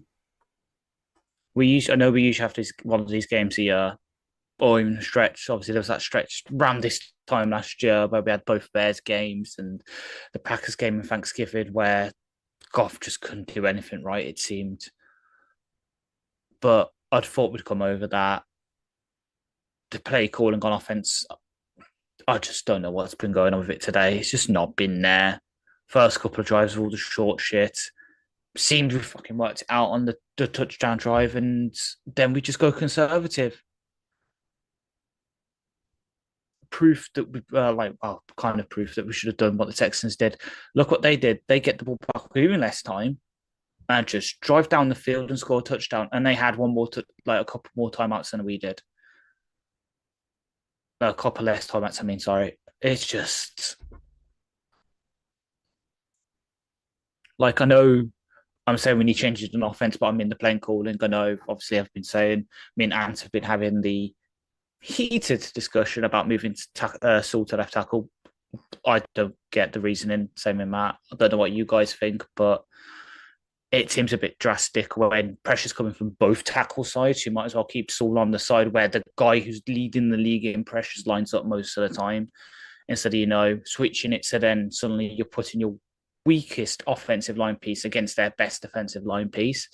Especially since Saul has been, I know it's only 146 snaps since his rookie year that he's played at left tackle.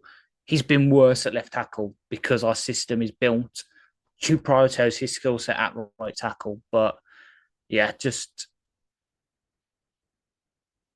Ben needs to look at what happened at first half and make some adjustments because, yeah, as Marker says, the players are getting beat, but it's not helping that we're not really putting our players in their best positions to make plays.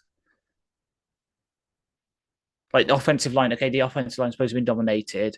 I'm waiting for it to update on PFF, but our top two offensive pieces have been offensive linemen, with Frank with an 82 grade and Zeitler with a 74.7. Like Glasgow's supposed to have been rough, 50.6 grade. Skip's 56.2. Penne 58.5. It's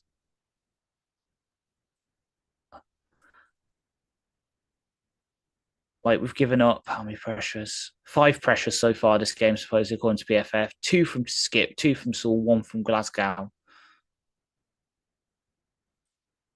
It's just so even if the offensive line is getting beat, it's the tackles and that. Yeah, I agree. Yeah, I don't get what PFF says. We all see it. Yeah, we all see it. It's mostly the tackles.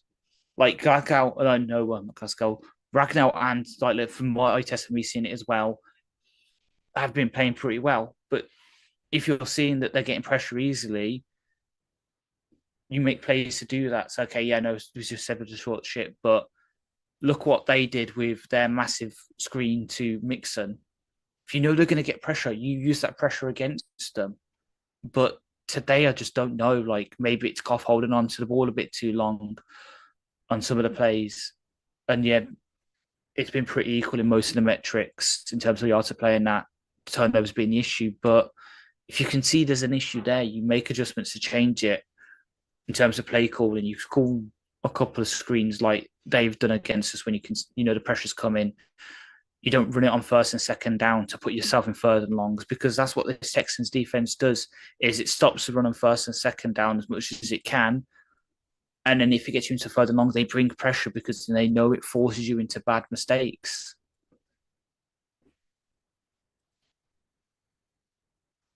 Oh, man. Chocobo Brisketball says, I thought our gunner got blocked in the back. Break straw. No, he just got absolutely destroyed.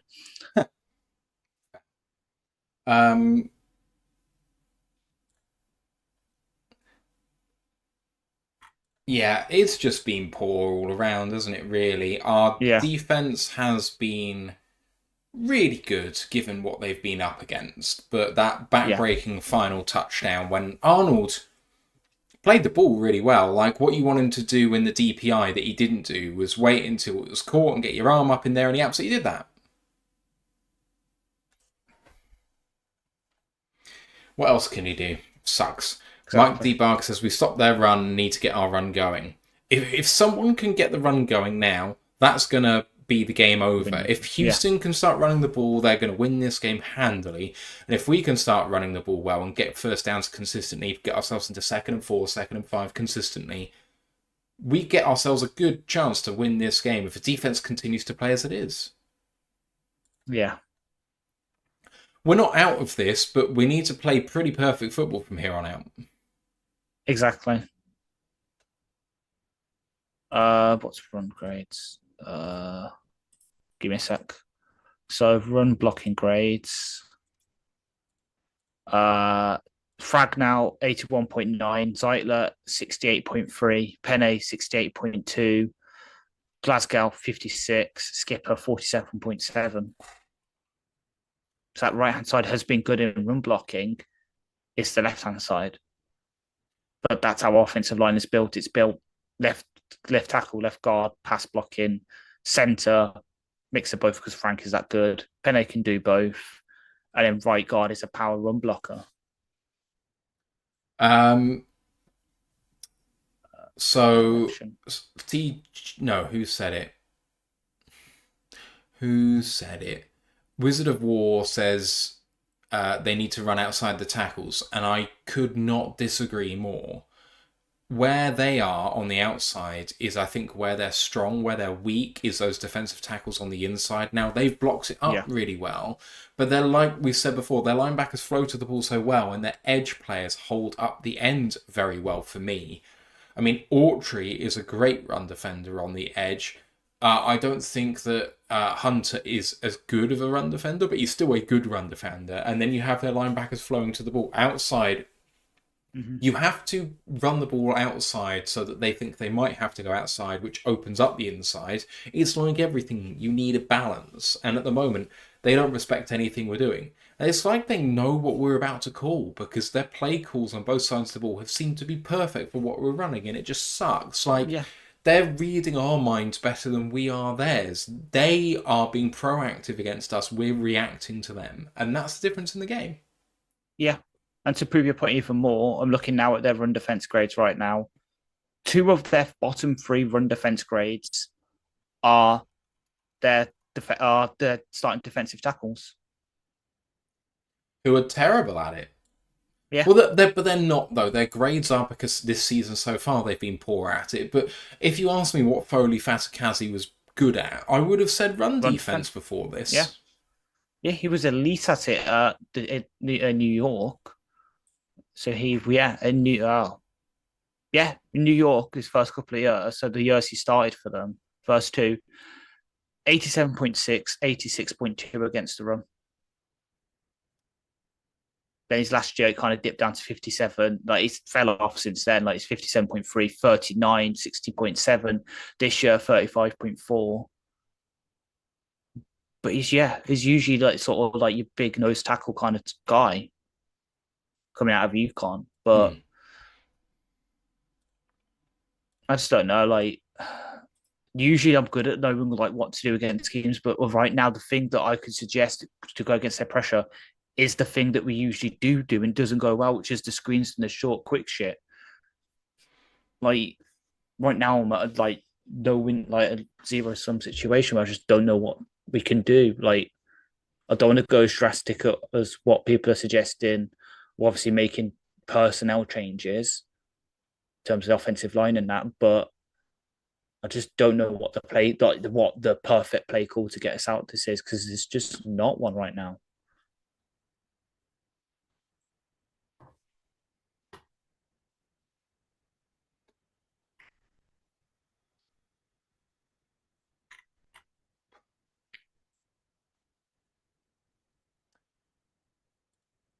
Like I said, Houston is fast, and so come on third quarter, come on boys. Team got to react, and the thing is, what are we good at? We're good at hyping ourselves up, and Dan Campbell's one of the best coaches in the NFL. He's going to give them what for at halftime. He's going to give them shit, pump them up, and how do they react to this? Do they stand up and be counted? This is a situation that we may face in the playoffs, needing to win or go home. And these are the situations where you're back against the wall where they have reacted historically. Go and do it. Yeah. I will say, we're 16 down, which is technically 2 possessions. If we score early, I do not want to see us go for 2. Please. Just because you happen to be nominally within 2 scores, getting a 2-point conversion twice is really hard.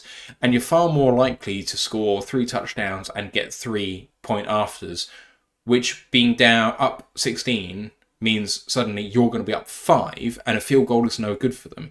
Whereas if you go for 2 on the first one and don't get it, suddenly you screwed yourself. You're screwing yourself a little bit, So It depends when. Obviously, if we go a quarter and it's still 23-7 and then we score, then, the points are a bit more key and time's a bit more of the essence, so it makes sense. But let's see what happens from here.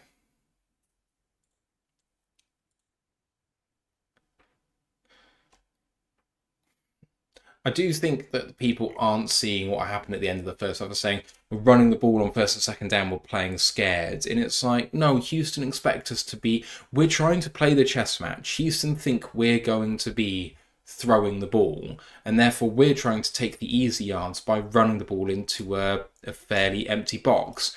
The reason you do that is because you want to make it the last possession by killing all the clock. If you've got 3 timeouts, you can put yourself against the clock, but be able to have the timeouts in your bag to move down the field quickly, inbounds if you want to. But what you don't want to do is give the other team time to drive and score a touchdown while you do that. So you can do that when you've got 3 timeouts in your bag. You don't have to worry about the clock. The only worry about the clock is that the other team have enough time to score. Because if you throw the ball down the field and score within 45 seconds, they've now got a minute to score. Whereas if you let the clock run, it's a tactical way of doing it. It may be a misstep.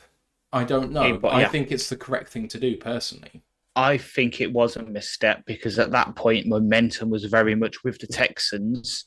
So going scared and conservative, because I agree that's what we did, is playing into them because right at that point, both teams are shutting down the run.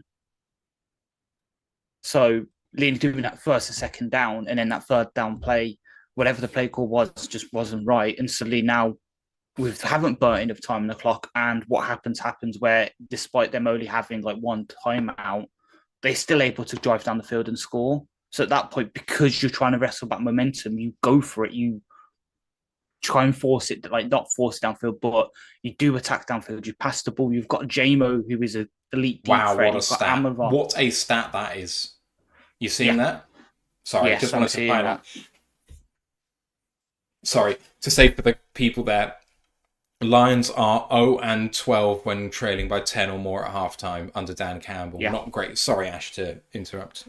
But yeah, so for me, I would have done what the Texans did. Attack downfield because they almost expect in a way because maybe they're seeing it, they know we want to run the ball, especially after that first down. You run the ball, but then they expect us to come out in the second down and run it because that's what we've been doing all game. Hit them with a play action, do that kind of thing. Just attack downfield because right now, at that point, at that point it was 16-7. As you say, if we score that touchdown, even if it's the 45 seconds, then suddenly we kick it away. They've got the whole field to drive rather than us punting it and then them still having less yards to go. It gives you for me, it just gives you that better chance of winning because you're being proactive instead of, again, being reactive, thinking, we'll just run the ball, try and drain the clock. They won't expect it kind of thing. Be proactive, go for it, dictate the terms, pass the ball. Stroud takes a snap at the end of the start of the half. Picked off! Picked off! It's the first corner. It's a corner pick as well. Colin Davis. That's what we fucking needed, boys, out of the half. 23-7, and the Lions are in position to score straight away. Come on, Davis, let's go. Okay, now we've wrestled back a bit of momentum. Thank fucking God. What a leaping grab by Carlton fucking Davis. And that's zone. See, is it? I want to double check what I'm saying, but I think that was a Tampa 2 concept. Yep, Tampa 2. And he just jumps the ball. Absolutely beautiful play. Oh.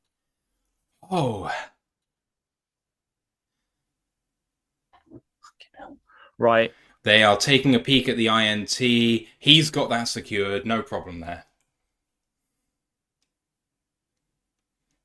They're saying on the coverage it slipped. It didn't. He had the ball.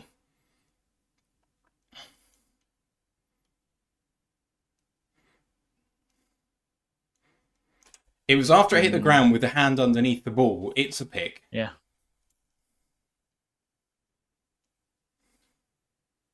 They have confirmed it.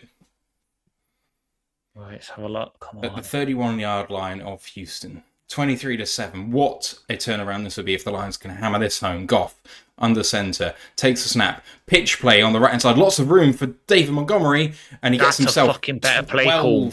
12 yards on that play. That's a fucking better play call. As we were saying, can't remember who said it in the chat because I'm not looking at it now, unfortunately. But yeah, that's the kind of play calls we've got to be using. Get people up to speed in motion, and then hopefully now hit them with play action.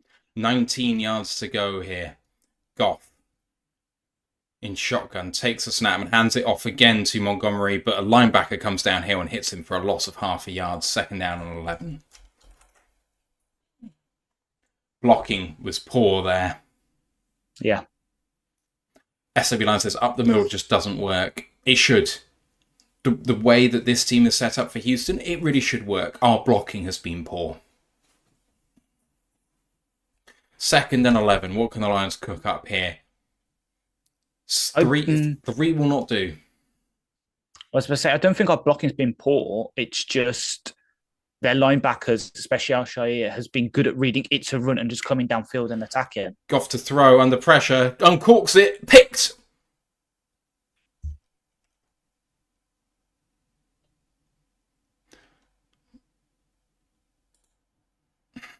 That's just a really good play.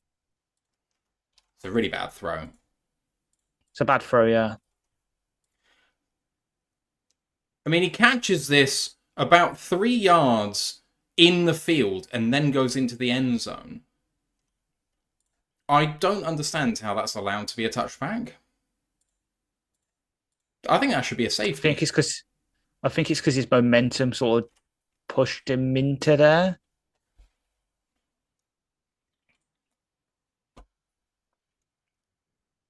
Which, yeah, maybe it should be a safety because then he's getting tapped down in the end zone. But yeah, I think it's because he kind of falls into the end zone.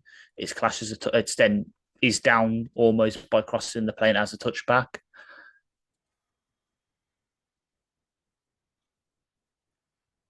I mean, we're in the same place we were at the start of the half. Yeah.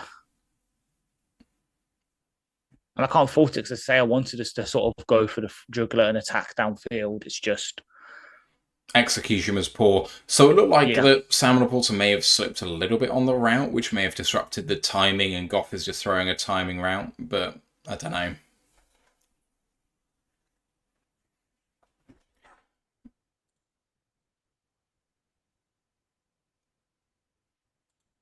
Goff was just off target when he... Like, there's nothing more that can be said about that. There's still... what? Let's have a look. 13:38. There's still 28 and a half minutes in this game. Yeah. And they're starting at the 20 instead of starting at the 30. I mean, come on, defense, do us another solid. 4 picks for Jared Goff tonight. That's like half. Oh.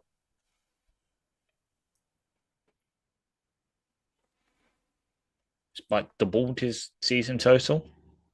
Now.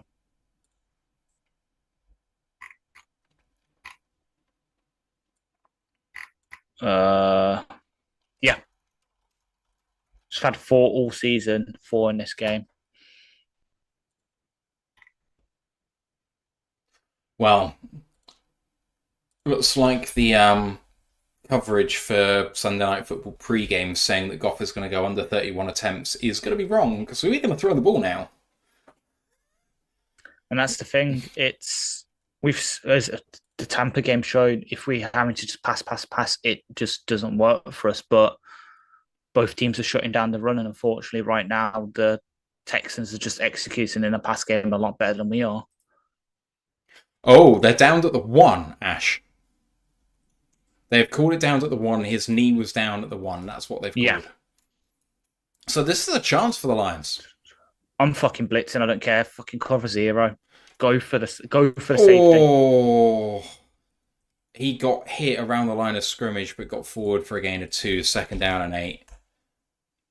I would bring everything. Yeah. The thing is, if you get the safety here, it's suddenly a 14-point game and you got the ball. I'm thinking exactly. Right, they're from the 3-yard line now, 2nd and 8. 2nd down and 9, they only gave him 1. Stroud under centre again and play action this time. And Stroud had to check it and then incomplete. 3rd down and 9 now. Does Stroud throw this? Does he run it just in case? Really dangerous part of the field. I mean, if Stroud throws this, a fumble's going to go potentially for 7. I think they have to run it, get themselves some yards for the punt. I think so too. In which case, run blitz. Yeah. That's how I'd see the chess match. I see it exactly the same as you. Run blitz here, and then if Stroud does pull it, you hope that one of your run blitzers can get there for the safety.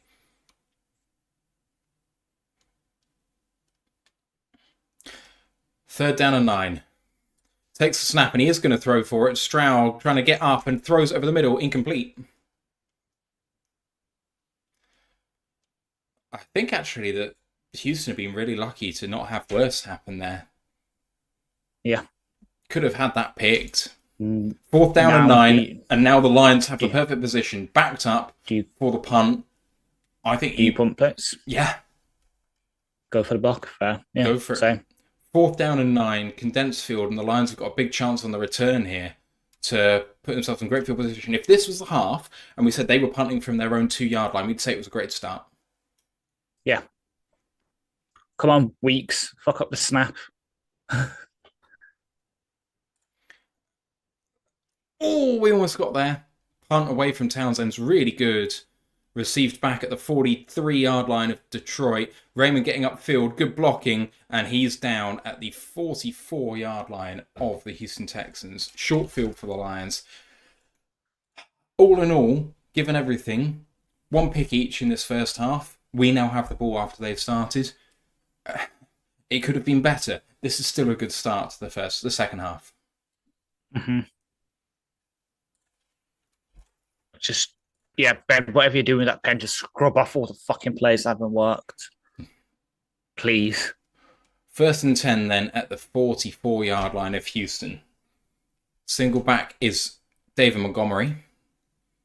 Goff is under centre.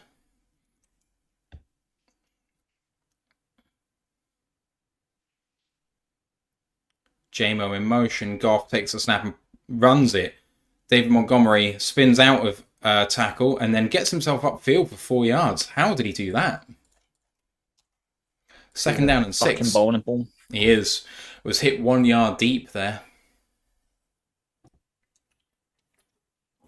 PK Jr. says you can all thank him for not saying what happens if Terrian pulls a DPI here. On that 3rd and 9.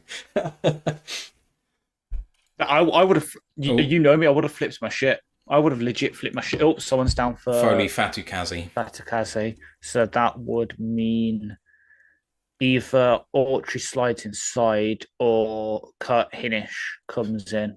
I think that Danica Autry would slide inside because they've got Hughes and Barnett on the outside. Or you could have, they elevated Tommy Togiai.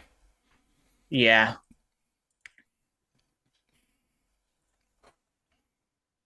Yeah. Because that's how the Cowboys finish. Yeah. Well, both Hinish and Togiai 6'2", 296. So honestly, I'd go Togiai because at least Togiai's got reps. I don't know how many reps Hinish has played. Hinish. He's played 7 snaps so far this game. And overall this season, he has played 59.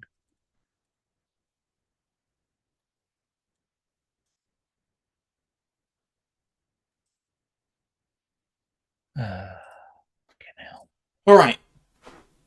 2nd down and 6 coming out of this break here will be at the 40-yard line. We got to put some points on the board here. And in fact, I said earlier after the pick, 3 is not acceptable. But the way the Texans built this lead was by taking points where they were available. You've got to say to your defense, you've done us well all night. We back you. Because if the Lions do manage to go field goal, touchdown, this game is tied. And You know what? That is what the Texans did to us. Sometimes you've got to take what you're given. And Yeah. historically, that's what Dan Campbell hasn't done. Where we've had these games in the past, yes, this team has stood up quite often, but when it's come to these bigger plays, he's gambled on the fourth downs in disadvantageous situations, and that's led to the Patriots game where we were blanked and others like Ravens. Often when we're in a hole, he keeps digging. Yeah. And what's the first rule about digging a hole? Know when to stop. There we go. So are the Packers on bye this week? Yes. Yeah. So they are 7-2, aren't they? Mm-hmm. Or are they 6-3? No, they're 7-2, aren't they? 7-2, but we hold tiebreaker over them because we beat them. And Minnesota are 7-2 as well, aren't they? And again, same with them. And we hold the tiebreaker. All three could be 7-2. Yeah. And we hold a tiebreaker of the Eagles with conference records. That's why, despite what happens here, we'll still be first in the NFC. It's just we'll have even less margin for error. Yeah, we can't afford that. 2nd down and 6. We really need the first round bye. 2nd down and 6 at the 40. Goff.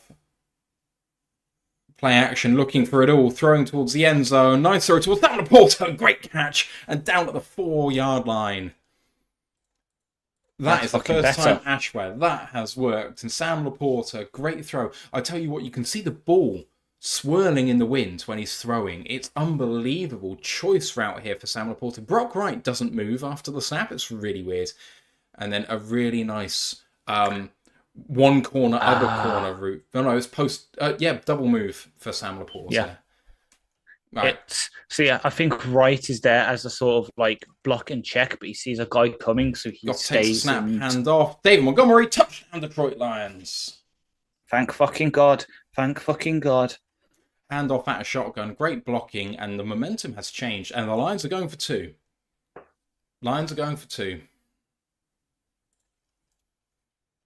I hate this. This can come back to bite you if you don't get it. Yeah.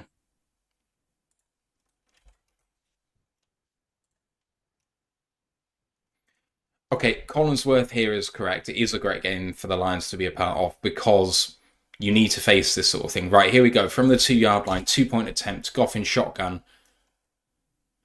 I don't like handing the ball off here. We just did that for the touchdown. We did hand it off to Monty, and he's stopped short after a gain of 1. No good. And now it's a 10-point game. Yeah. If you kick the PAT, getting 10 points wins you the game.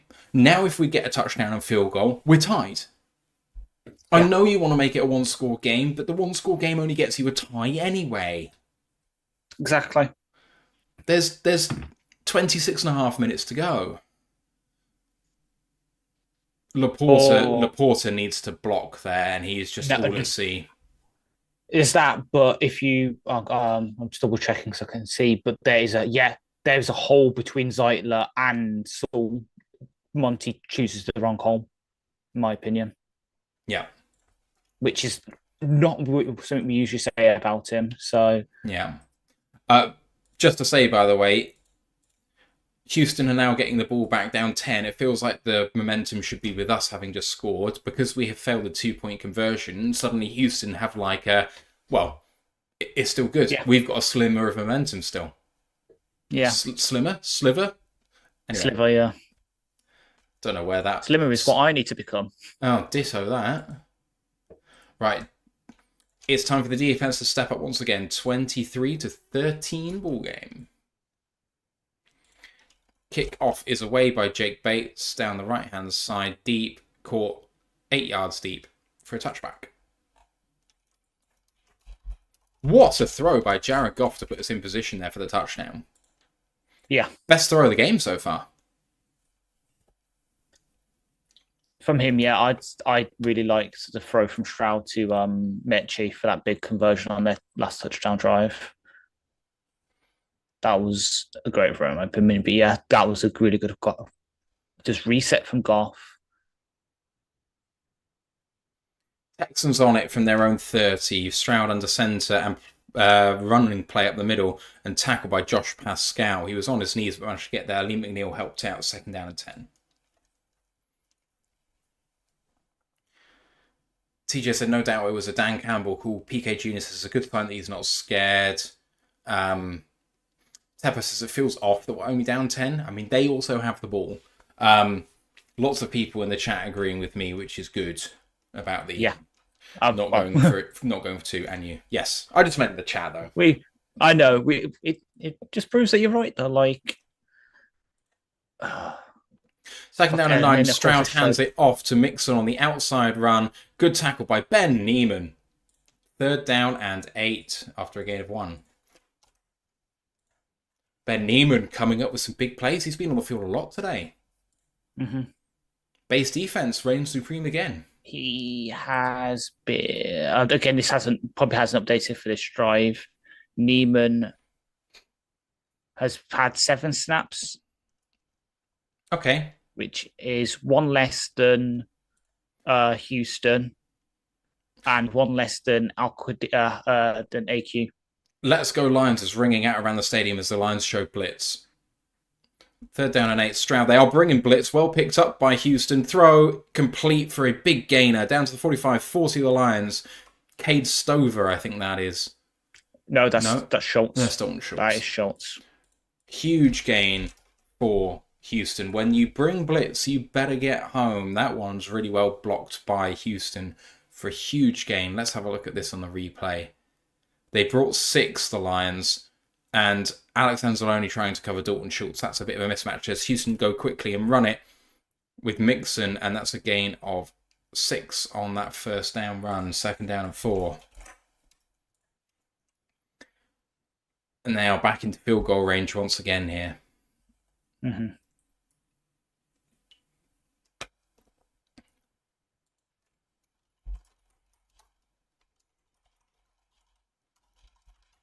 Sometimes we just need a fucking punch in the mouth just to wake us back up. I mean, this is a punch in the mouth whether we win or lose, to be honest. Yeah. We can still win this game and feel like we've been punched in the mouth. 2nd down and 4 at the 30-yard line. Stroud on the play-action bootleg, looking to throw. Going to go for everything towards the end zone. Picked by CD3! You joke. I got sorry because my stream's lagged a bit. It's Colin Davis! An awful throw by CJ Stroud. He airmailed it when really he should have been throwing that with timing. Stroud under pressure. Did throw it off the front foot. Nice tight spiral on that. But Carlton Davis, and he also got face masks then as well. That's a pick in the end zone. Lions come back out to the 20 with the ball down 10. Ash, it couldn't have gone much better this second half so far. Goff could have not thrown that fucking couldn't have gone much better. There we go. I mean, realistically, yeah.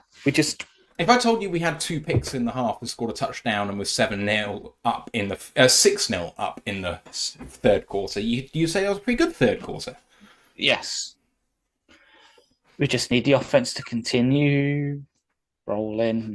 Don't do anything fucking stupid. Like. I would say right now, by the way, Stroud's figures are not pretty, I don't think. 15 of 25 for 196, a touchdown, 2 picks. That's not great. It's by exactly. It's just by comparison and so compared to Goff's, it's much better. Yeah, exactly. It's by comparison. It's the game script and that. Yeah, it's just. Or it's the Fair Level Gladiator, which I will be seeing next Sunday. I've got it sorted. Do tell me whether you actually enjoy it, and actually tell me whether you do enjoy it for its own sake, because I don't want to waste my time.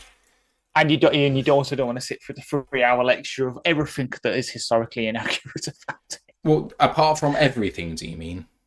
Yeah. I mean, I think Joseph Quinn can do a good kind of relatively historically accurate version of Caracula. Because that's like, everyone knows obviously Nero and Caligula and Commodus. Caracula was just as bad. Fair enough. Laporta with some great figures out there now. 3 of 6 for 66 yards and a tutty. I already know what my caption's going to be for that touchdown. Laporta shutting the fantasy gurus up. And then just... I have Joe Mixon in fantasy. Is that bad? I mean, I've got Kerry Fairburn, but I've already lost both my matchups this week, the major matchups this week. The leagues I care about, I've lost because one of them I went against Jamar Chase, and then the other one, my team's shit to bed, and then the one I don't care about, I've actually won. Have a look at the throw here. He's got 6 yards of separation when he throws it, and he underthrows it. Yeah, you need to put it near the pylon to lead the receiver. It's Tank Dell, and he's got so much space, and he throws it behind him. Yikes! So that should be 6 for Tampa. That is covered.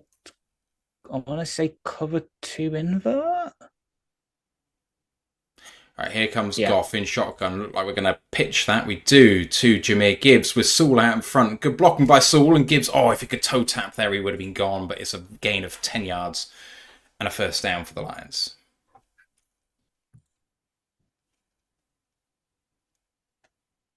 Oh, for fuck's sake. What? You know how you were just saying that Sam Laporte has some good figures? Questionable to return with an injury? Shoulder. What did he do?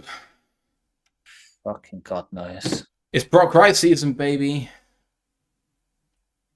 Mark LeBay said, how are the Houston receivers getting so wide open? Because they're good technical route runners. Man zone. And zone. It always looks bad when it's zone versus man, doesn't it? Oh, Saul versus Lassiter doesn't look fair. That is... Oh, Lassiter got hammered by his own man. Friendly fire. 20. Oh, head to head.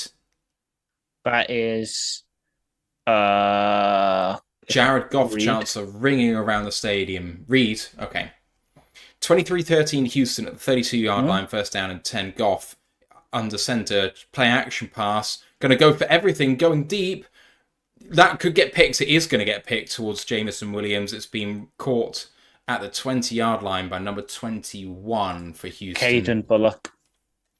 5th interception of the day. Don't know what Goff saw, but it wasn't that. It was not that.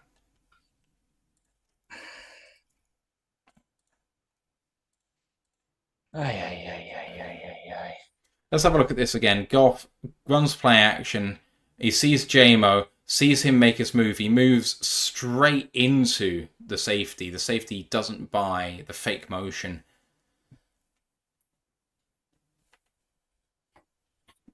The thing is, down 10, you can methodically go down the field and take 3, and you're within a score.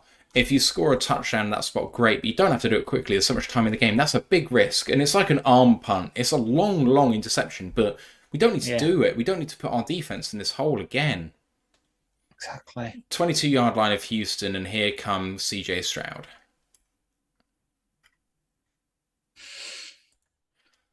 Pitch play to the left-hand side. Gain of 5 for Joe Mixon. Second down at 5. Goff, 8 of 20. 1 touchdown, 5 picks. Most interceptions combined in a game since 2018 with 7 between the two teams. That's crazy. SW License, just terrible judgment. He could have thrown the ball to Gibbs, who was open in the flat.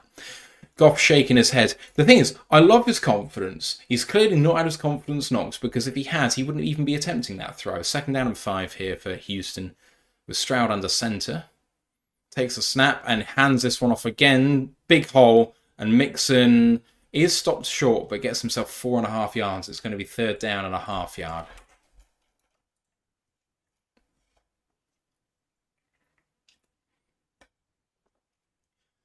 Can the Lions get a stop here? It's only 3rd and 1, 3rd and inches.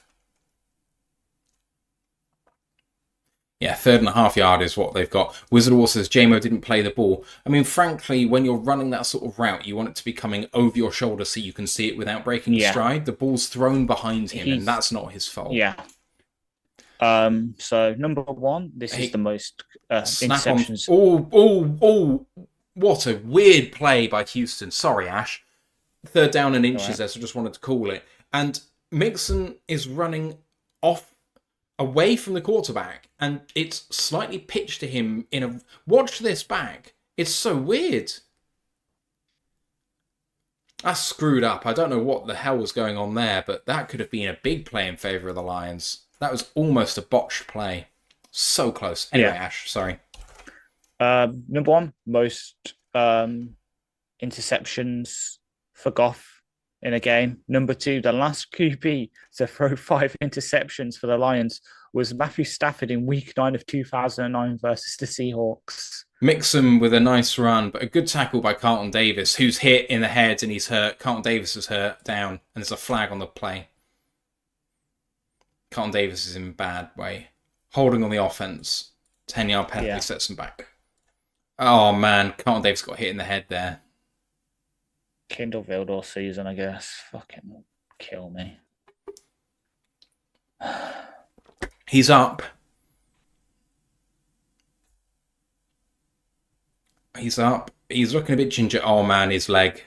It's his leg somewhere. He's testing it out. He doesn't look really bad. Let's have a look. Doesn't look so bad. Oh, knee.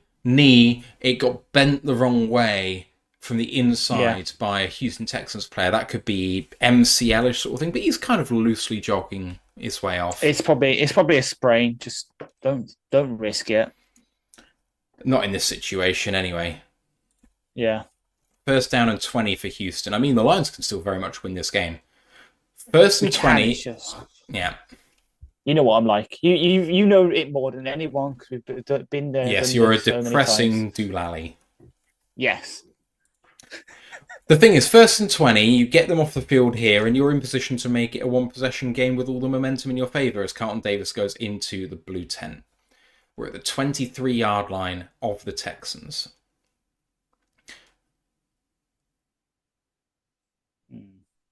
Lions not giving much yardage here. They're pressing, and it's play action, and Liam getting upfield for the sack! Huge sack finish by Liam McNeil. He is hashtag the man.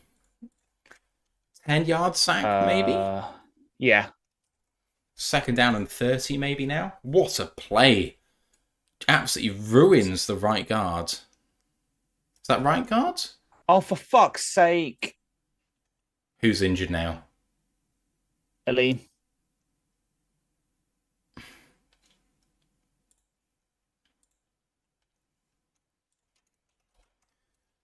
Didn't seem like anything was massively wrong. Stroud came down on his knee. I think it'll be okay. He gets up. Looks... He's moving his mouth like it's his jaw. Oh, yes. It's his jaw. That's what Part of Detroit's saying. Yeah. What a play from Aline McNeil. Yeah, it's definitely his jaw. Just give him a painkiller and get him back out there. We need it. Goff has more interceptions tonight than he had last season. There's still time to do more interceptions. Second down and 30 for Houston here, and surely they go conservative from this spot. They're up 10. They don't need to risk it by putting the ball in the air here. Which is almost, and I hate to maybe call what play they'll do. Hand off, draw. Them. It is Kindle Vildor out there, by the way. You were right. Gain of 4 on that play, and it's 3rd and 26. Ali McNeil still being held out here.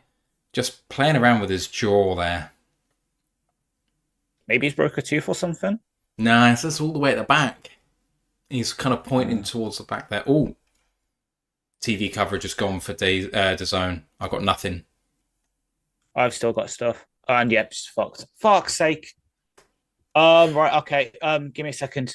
So I've just seen the play. It is on 3rd and 26. They hand off the ball to their Ogunbowale off left tackle for 11 yards. So it's 4th and 15 on their 28. Their punt team is probably coming out, and it's Branch and Houston to make the tackle. Yeah, I have that on the Fucking bastards. what? No, just the fact that the zone fucking goes down. You can't trust this shit for fucking nothing, can you? So I'm gonna see if I can find a hyperlegal stream. I don't even know whether the stream potentially is an issue because the whole coverage has gone down. Like, is NBC down? No. So I'm just watching the fourth down play. It was a delay handoff and a good tackle. Yeah. By Branch and Houston. Okay, I'm watching the game on a completely legal stream.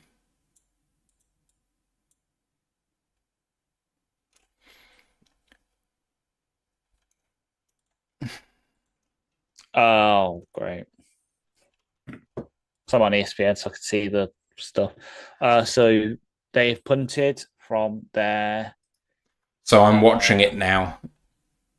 Punt is away by Townsend. Oh, and now the...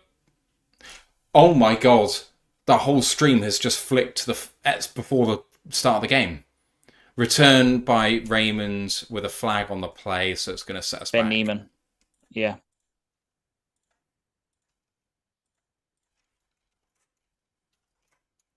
Who would have fucking thought it? We're a fucking defensive team now.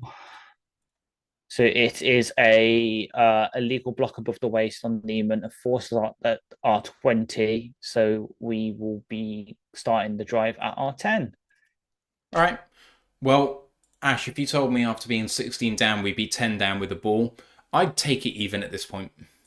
Same. Just wish Goff hasn't fucking thrown as many interceptions as he had today, because it's... Hey, hang on, let me just check something. Has he thrown more interceptions than FSU did yesterday?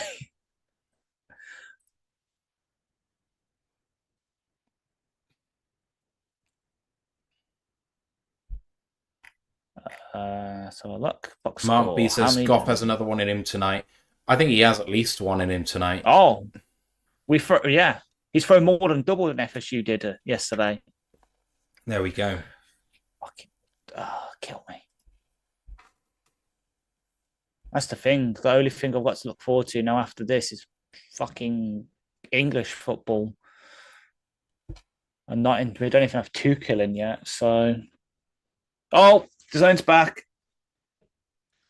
I think I've got an IHOP advert on the zone. Yeah, I've got IHOP as well.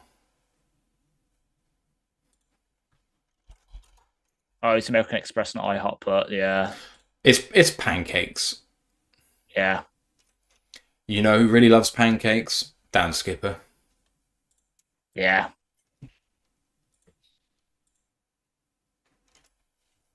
All right. Lions are in a really good spot considering where they were at the end of the first half. With 3:51 to go in the third quarter, they are down only by 10 and they have the ball instead of being 16 down, and Houston have the ball. That's a 2-possession swing. You need one more and to score. Here comes Goff. Amon-Ra in motion. Goff under center takes a snap and hands it off to Gibbs, running north to south, but gets tackled really well by Devin White. Gain of 1, second down and 9. Devin White heard all the shit you were talking about and decided to make one good play. I make no apologies. I mean, the man is quick. He's physically gifted. See ball, hit ball. Second down and 9 for the Lions. Goff asks for it in shotgun with Gibbs to his right and takes a snap now. 2-step drop, throwing straight into the ground. There's a flag.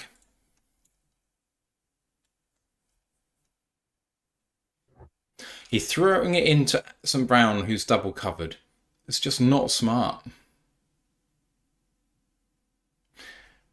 Let's see what happens here. I suspect this is going to be holding.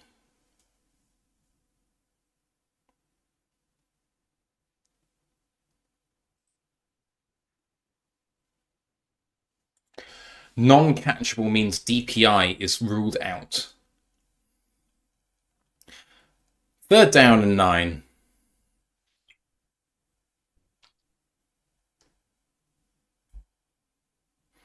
I don't see where there could have been pass interference, to be honest. Brock Wright is so free. If you'd seen Brock Wright, he had 5 yards of separation and could have gone the distance. 3rd down and 9.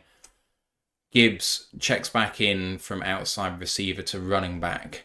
Need a conversion here, the Lions. Goff takes the snap now. They only bring 4 and check it down to Gibbs in the flat. Saul out in front. Big gainer for the Lions. Down to the 30, up to the 40. Saul with a block up to the 44-yard line of Detroit. That's a big swing of about 34 yards and a Lions first down.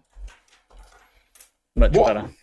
And that's a lovely throw by Goff because he sees the unblocked defender on the ground about to get to him and throws that nice floating pass in the flat. Feathered, yeah. Very feathered, yeah. It's schemed up, but Saul is so fast. Yeah, that's just an orbit motion screen. Love it. 1st down and 10, gain of 33 to the 44, I formation for the first time for the Lions. Standard I formation. Brock Wright in at fullback. Gibbs does only get maybe a half yard at best. 2nd down and 10. Sam Laporta questionable, Fasikazi questionable, Lassiter concussion protocol at the moment. Mm-hmm.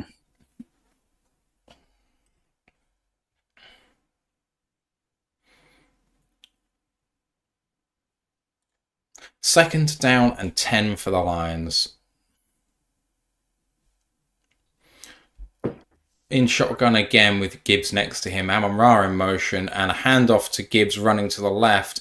This run offense has not worked. Gain of 3 is going to be 3rd down and 6, 3rd down and 7, but I don't like it. Gibbs checks out of the game. Monty comes in. Must have it again situation on 3rd down for the Lions. I wonder if we're going to run this. 3rd down and 6 and just say I'm going for it on 4th down. Let's get a good situation. 3rd and 7. I probably would as well. I feel like a run out of shotgun is happening here. Zylstra's in the game. Monty's in the game. Goff asks for it. Houston are bringing pressure, I think. Or maybe they're bailing out of it. They only bring 4. They do hand it off. And Monty keeps his feet, only gains 1. It's 4th down and 6. Houston, it's like they read the playbook. Houston, it's like they knew it was coming. They bailed out of it and played coverage, but with players in the box. And now 4th down and 6, you got to pump. If you get 5 yards there on 4th and 7, you go for 3rd and 7, you go for it on 4th and 2, but you only get 1. They've been so good at it too, Houston. They've been so good at this. Oh man, Montgomery fumbled the ball. And punt is away. That looked like a good one by Jack Fox. Fair catch called for at the 9-yard line. Houston now have the ball.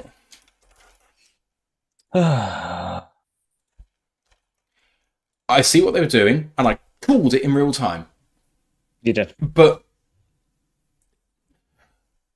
this is the mark of a Houston defense led by D'Amico Ryans, who is in the head of our offensive coordinator. If you've watched enough of our games, I'm not a professional football coach. I'm not a play caller. If you watch tape on the Lions, you know that they're tempted to run the ball out of that set to go for it on 4th down. It's what we do. They had the perfect call. 1st down and 10 at the 9-yard line for Houston. Stroud in shotgun. Condensed formation here. Takes a snap. 3-step drop.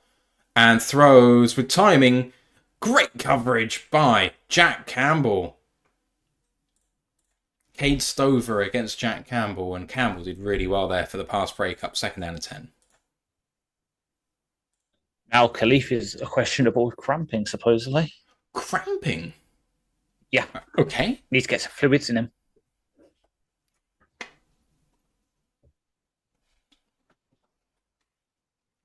If you're enjoying what you're listening to and you haven't subscribed to the channel, we'd love for you guys to do that. It does really make a big difference to our stats and everything like that. So you guys know what to do. Thank you. Please and thank you. 2nd down and 10. Stroud fakes a handoff and throws it on the wide receiver screen, and it's well done by Amik Robertson and Brian Branch.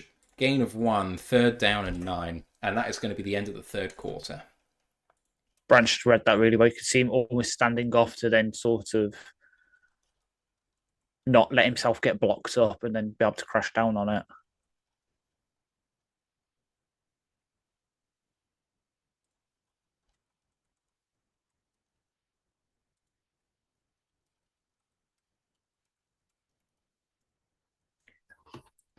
Just updating my stats. Mixon has now had a few more yards, but is never going to break the 100-yard record. Here's the end of the third quarter. Texans lead 23-13. They are facing a 3rd and long, though. The Lions might get the ball back straight out of the quarter here. Stroud, 16-27 for 197, a touchdown, 2 picks. Mixon, 20 for 34 and a touchdown, 2 of 4 for 44 in the air. Mechie, 4 of 4 for 65 and a touchdown. For the Lions, Goff, 9 of 22 for 161, a touchdown, 5 interceptions. David Montgomery, 9 for 26 and a touchdown. Sam Laporta, 3 of 6 for 66 and a touchdown. He is questionable to return. Ash, key fourth quarter. Lions need to get a good play off to start this, and then they'll have the ball down 2 possessions, but potentially the momentum is there to be wrestled at this point. Yeah, 100%. Like, it's not feeling as bad as it did earlier, but we need to play pretty much perfect this last quarter now, because one big play given up, one big play given to them on offense, another interception, a fumble, something like that, and it could be game over. No, it's only a 10-point game now, but 15 minutes to wrestle that back, 2-3 drives, maybe max. So we need to make the most of them, because every little inch we give now to the Texans is an inch more that they win.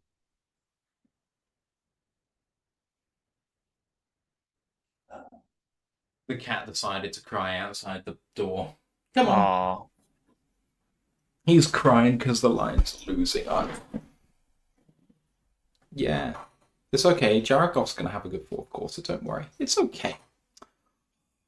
No. He's a tuxedo cat. He's allowed to be crazy. Yeah. I don't know what he's doing right now. Meet Trevor, everybody, if you've not seen him before. He likes hugs.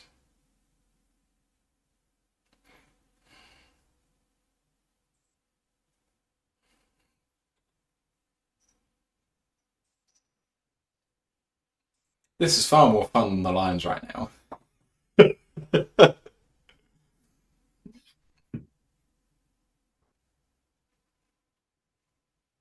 Jonathan Foster said, great name. Trevor was the name he was given to us when we rescued him, when he was 6 months old. Right.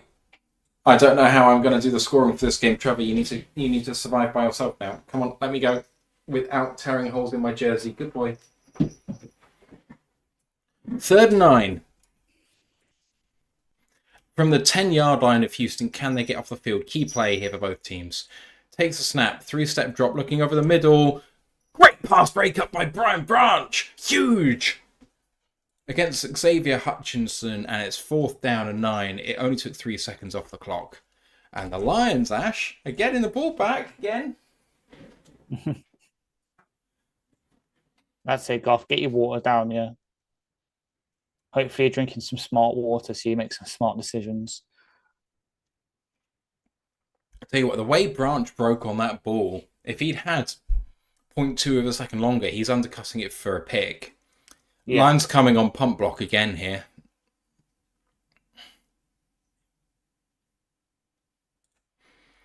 Bringing everything, not quite everything, blockers on the outside, but fair catch at the 36-yard line. And what the hell is going on? Why are people pushing Khalif Raymond? I really would like a flop there from Raymond, just to say to those guys, if you try something like that, I'm going to try and get 15 out of you. I'm taking you for shit.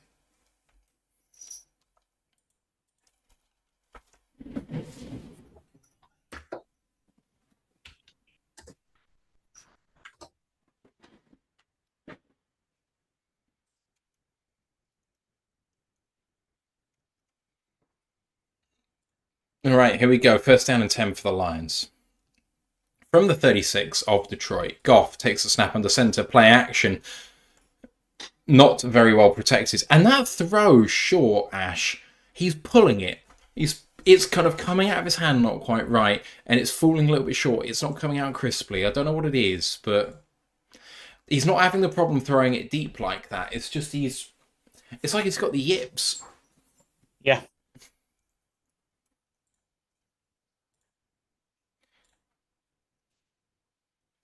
Whistles. What's happening here? Why have we got a timeout? Right, we're going now. 2nd and 10. 2nd and 10. Goff in shotgun. Takes a snap. 2-step drop. Looks for a quick throw. Can't get it, but now throws it to Amon-Ra St. Brown, who gets himself 8 yards. It's 3rd down and 2. This is 4-down territory for the Lions. It has to be now at this point, yeah. Oh, it's not a 3-score game, is it? Actually, maybe you punt. Okay, so given that we just ran it before, it would feel like maybe you don't run it in this situation. I think maybe you do, because I think they think that we'd pass out of this now, given what happened last time. And actually, you go for it on 4th down anyway here. So maybe you do pass. Yeah. No, you do hand it off, run up the middle, and did not get there, I don't think. He's strangling him!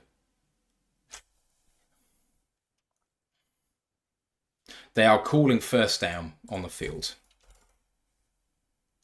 1st down, Lions.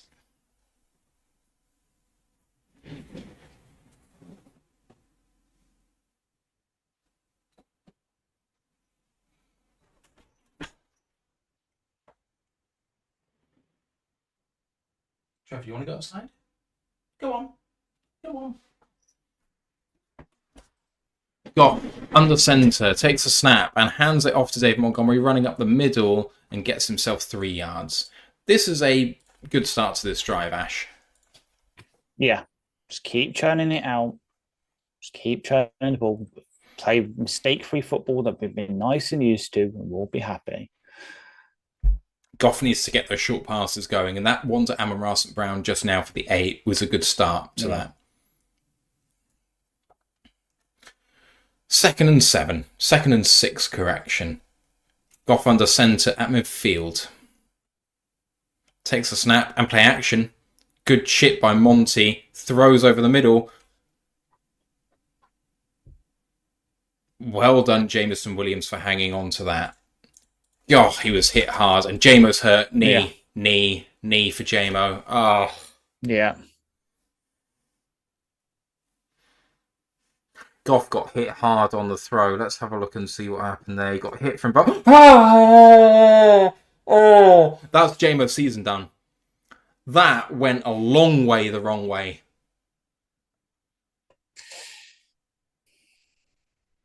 Goff saying he got hit in the helmet. Let's see here. It's helmet to helmet.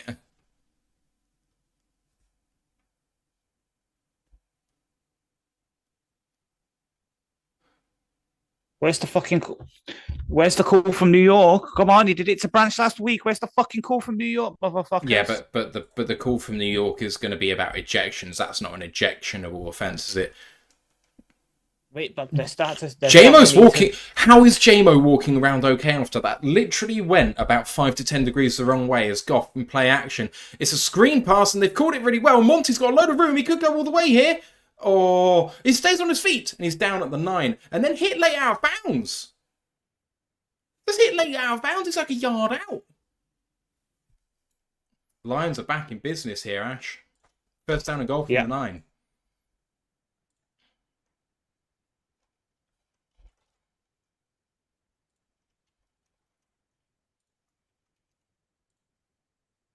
Right.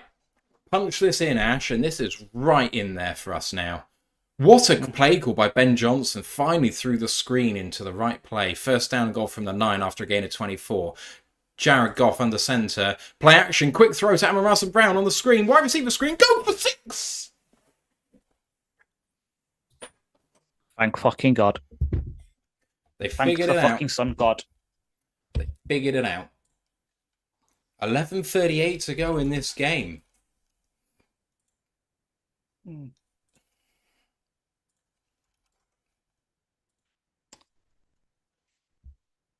Just kick the fucking field. Just kick the fucking PAT. Kick the fucking PAT, please. If you go for 2 here and don't get it, when you score a touchdown, if they get a field goal, they tie the game. Yeah, they're kicking the PAT. Jake Bates lining up. Long snap is low. Hold is good. That long snap is consistently almost on the ground. Jack Fox does a great job to get that in. And the Lions are only down by 3. Okay, yeah.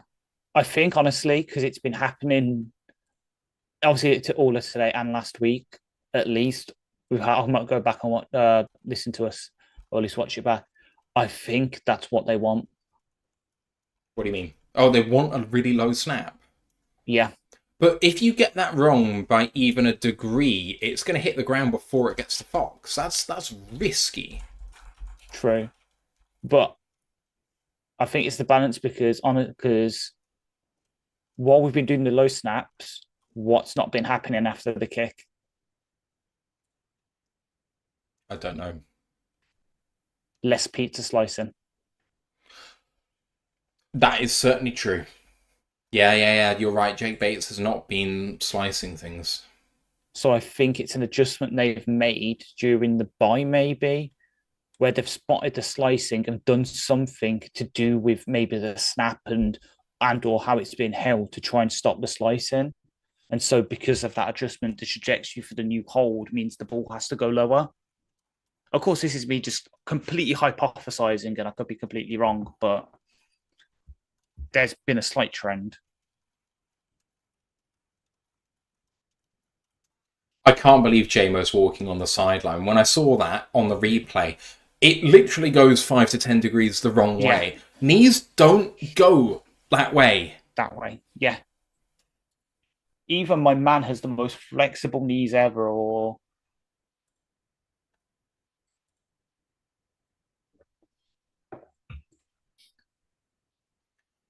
Free Climb says we should be down by 2. Yeah, we should.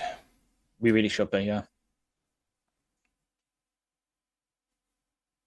Oh, I'm by myself. Hi, everybody. I don't know what's going on, everybody. Jonathan Foster says, Jamo's got super knees now. Hope so. Lions bad guy fan Johnny K says, it's not over. Let's go, Lions. Let's go. Never lost the faith.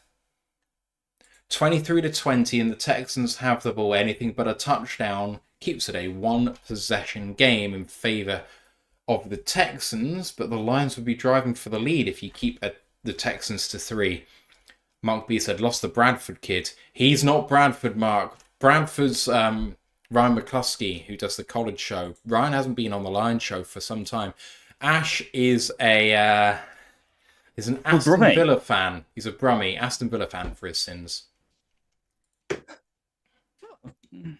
What? Yeah, true. Yeah. Must have definitely done something wrong in the past life to be born in Birmingham. At least I wasn't born a blue nose, though. What are you saying about my father-in-law? Oh, what, really? Shit. Just like Birmingham City. So all that money you live on. So I told you that Sarah's grandmother passed away a couple of weeks ago. Yeah. So apparently her family are all Villa fans, and her brothers, their side of the family, and like their family have always been split, Villa Birmingham, and so her dad went on the Birmingham side of it, even though her mum is on the Villa side of it. Villa, the correct side of things. First down and 10, Stroud at the 30, fake pitch, and really well done by Nowaski. Throw! Wow, how did Stroud do that? Anzalone tries to pull at the ball. Kicker 17, first down for Houston. I can't believe Stroud completed that ball. I thought that Nowaski did a perfect job. Not allowing him to be shaken. Oh, and Campbell lost him in zone. Well, I thought if Nowaski goes for Stroud too quickly, Stroud just sidesteps him. I think he does a great job staying in front of him, but just doesn't block it. He does. He learned from what Nick Bosa did earlier. He almost two-gapped him with no defender in front. He almost acted like a flag football blitzer. Mixon with the run off left tackle, no gain. 2nd down and 10. Because honestly, what we've just saw Nabaski do there, that's what I have to do every week, except for adding more hand waving because I'm weird. 2nd down and 10, and it's been pointed out by Carlton Wood in the chat that Carlton Davis and Lee McNeil are both back in the game. Yeah, thankfully. Come on, 'Cause defense. Let's go, Lions is reverberating around the stadium. Is Sorry, it? Kindle Vildor. Yeah, I say Kinderfield's good for like a drive and that, but You don't want him in there long term. Exactly, Round, against flag, snap infraction, false start. That is caused by the Lions fans who are so loud in there. You can hear the cheers for it. 2nd down and 15. Lions are coming. Lions are coming. Is yeah, we don't want Vilda out there long term on the outside because if we against Hutchinson, who has 5 inches of height on him, or Tank Dell, who has 0.1, 0.15, 40 yard. Actually, no, Vilda 444. Dell. Can you hear those Lions fans in the stadium? That's unbelievable. Oh, I take it back. Vildor's actually got 0.505 seconds of 40-yard dash speed. Play action, and Stroud's going to come forward, and that's a big hold in there. Is that going to get called on DJ Reader? It's an outrageous hold if that isn't called. You could see the jersey extended away. Yeah. That's ridiculous. Of course they won't. Gain and Reader even did like. We'll see this maybe on the replay. Have a look at Reader here. They're looking at Aleem McNeil, but Reader, 2 people there. Oh, they look away from him. Let's go, Lions reverberates around NRG. 3rd down and 10. Stroud at the 47-yard line of Texans. Takes a snap from shotgun. Houston gets around the edge. Almost sacked that way. Almost sacked this way. Pascal gets their first wrap up. Fumble! Fumble! Recovered by Houston.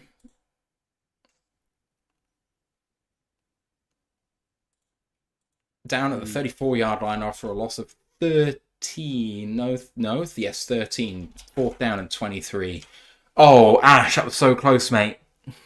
Yeah. What a rep from James Houston, beating the left tackle. That I'm going to say it now because I think some ball was taken from tomorrow. That is more like vintage James Houston. And that was against Laramie Tunsil. He's back in the game. Yeah. Yeah. That was absolutely vintage. 4th and 13. 4th and 23 here. Snap is away.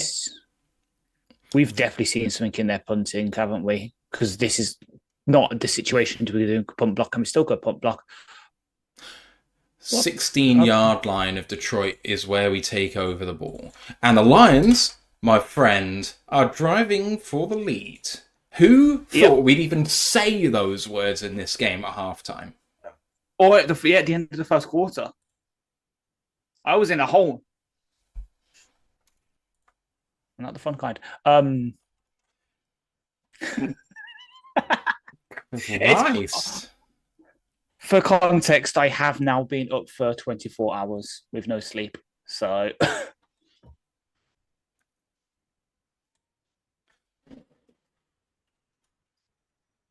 Trevor, come here. No. Yeah. Sorry, my cat's meowing outside the door. He wants to go inside, but he's got a perfectly good cat flap. I don't understand it. 8:21 to go, Ash. I think there could be 3 possessions left in this game if we go quickly enough. If we score anything with 4 minutes off the clock, they get the ball either down 4 or tie ball game with 4.5 minutes to go. Can kill all the clock, win the game. If we can score as quickly as possible, it's going to be hard for the Texans to kill all the clock. We have to score in both possessions. Unless we can put together an 8-minute drive. It's possible. It is possible. But I don't think it's likely. Yeah.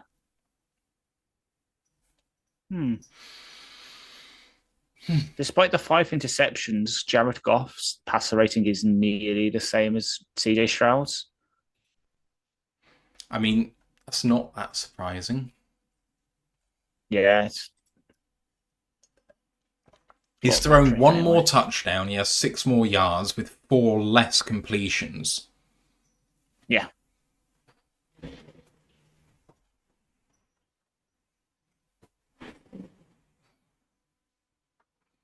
What do you want to do?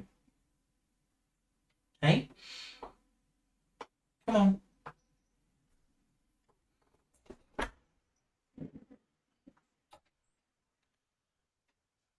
All right, 8:20. So Mm-hmm. Pascal is getting credited with a strip sack there. Pascal strip sack. Okay. Yeah. Although Carlton just said their own offensive lineman stripped the ball from Stroud. Titus Howard. Yeah, Titus Howard did it. Yeah. Told you guys he's not a good right tackle. Go on.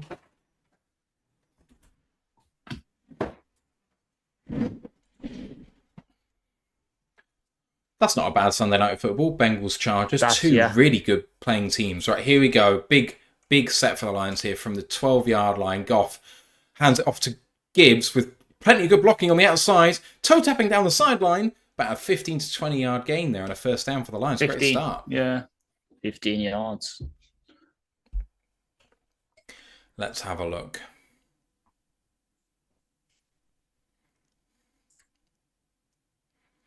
Oh, that's brilliant from Chris Collinsworth. Chris Collinsworth calls counter, says to get the linebackers flowing this way. The linebackers don't move whatsoever.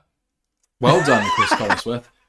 Fantastic. First down and 10 at the 32-yard line of Detroit. Goff under center with Gibbs in the backfield. 2-step drop, quick throw. Timing route to Amon-Ra St. Brown. Gain of 9, second down and 1. You know who we haven't seen at all in this game is Tim Patrick.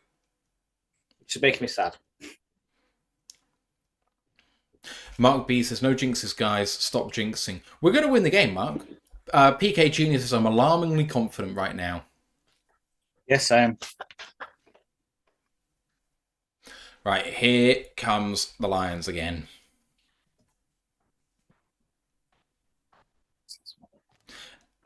Goff hands this off to Gibbs running outside. And a really big gainer again for Jahmyr Gibbs. 15 to 20 yards on there. Is there going to be holding called? 20, but no holding, I don't think. So you have a look at Sewell, and Sewell blocks, and then he shows his hands away. And that's normally an indicator that someone's blocked. So let's have a look at Sewell. It's really good because he holds him until Gibbs is beyond him and then lets him go. Yeah. Because if you hold beyond that point, then the person's trying to release out. Yeah. First down and 10 for the Lions again, and about midfield now. Just over. What was on their side of the ball? We're at the 39-yard line of Houston. Yeah. Goff. And handing it off again to Gibbs up the middle. Really good movement. And again, a 6 for second down and 4. What I said about scoring quickly, we've had the ball for about a minute and a half now. There's 6:20 to go. Can Houston kill all of this clock? They've not been able to run the ball. But we need to get a move on here. What? Are you ahead of me now? No, I'm just looking at other stuff. 6 minutes to go. I formation for the Lions. Goff takes a snap. Toss play to that side. Oh, blown up completely. Gibbs tries to run out of it. Oh, yoy.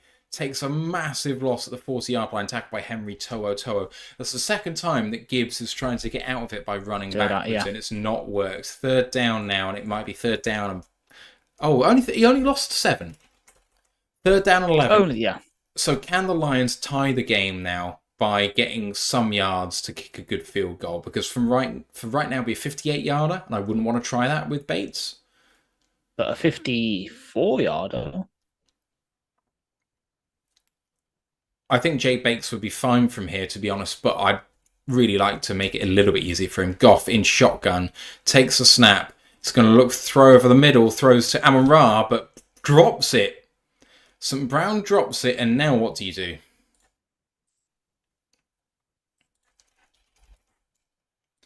They are going for the field goal.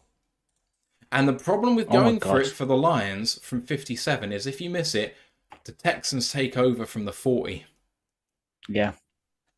This is a huge kick for the Lions. This is to tie the ball game, and I'm going to have a look away from the comments because they've been spoiling things for me all day. 4th and 11. Jake Bates from 58. Snap is good. Hold is good. Bates, huge leg, slips inside the uprights. It's good! It's good! Tie ball game! The Lions are all the way back. What a kick by Jake Bates for the 58-yarder, Ash. My heart rate is... I'm gone. This is just... I've not seen the like since Matt Prater. I'll say it right now. Yeah. Fuck yeah, baby.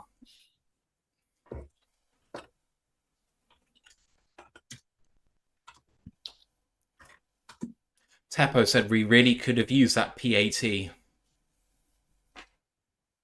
This is why you don't do the 2 way too early. Guys in the chat, do not worry about spoilers. We are here to watch it with you. If you're ahead of us, I want you in the chat talking about the game. I'm really trying to call the game as we see it, but sometimes I glance at the chat to talk to you guys and I see what's happened. I want you to stimulate the conversation. You guys are seeing it before us. If you're hanging on for 30 seconds, your instant reactions are delayed, and that's no fun. I'm trying to say I just didn't want to see it. Mark LeBay said apparently it had distance for a 67-yarder. Yeah, it's just the direction. I'm just looking for doing my usual thing. 53, 2021, 51, 52, 20. Yeah, that is the longest since 2020 when Matt Prater kicked a 59-yarder. I'm now trying to see what game that was in. Thank you very much. It was in the last time. Oh, that's Arizona. Game logs. 2020. 2020. Yeah. So yeah, it is the longest one since. Oh, why doesn't it tell me?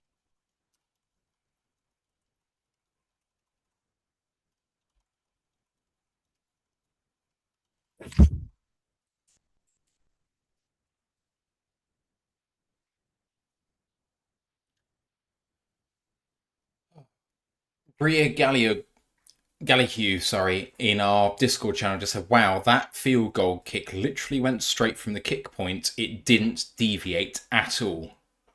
So weird. So the Lions are winning the second half 16-0. Mad.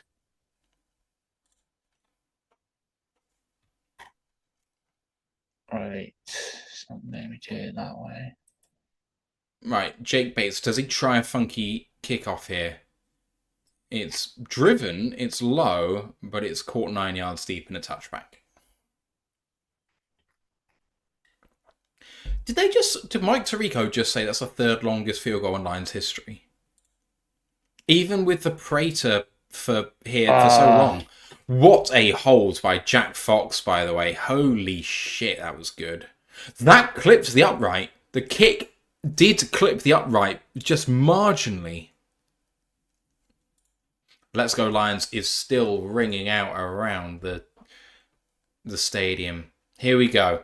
Stroud under centre at the 30 with a chance to take the lead with 5 minutes to go. Takes a snap and hands it off. And he's met in the backfield as Joe Mixon, but Mixon got out of Aleem McNeil's grasp, and it's a gain of 4. 2nd down and 6.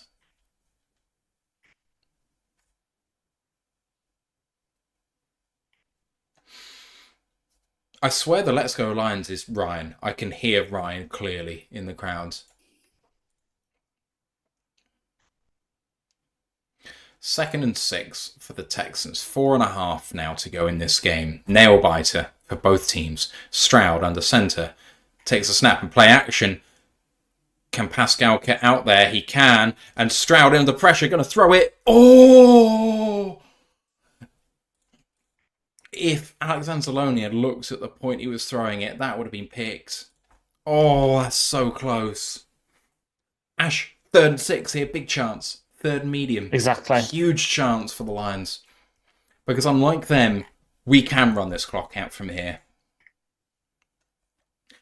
4:17 to go, 3rd and 6. What can Stroud cook up here?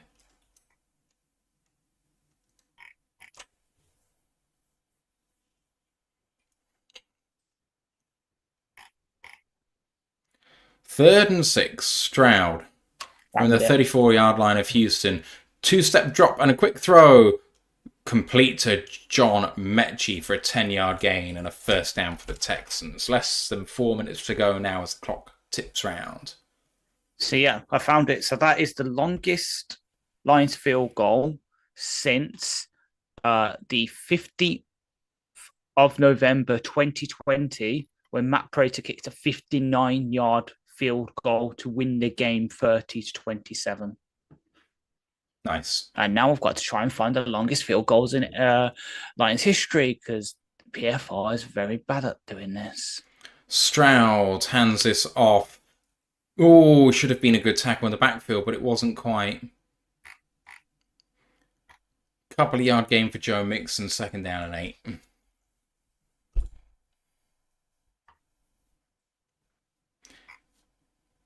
Houston are starting to milk this clock pretty well, but Lions have got all 3 timeouts. It's going to be a struggle for Houston to burn all of this clock and get into field goal range.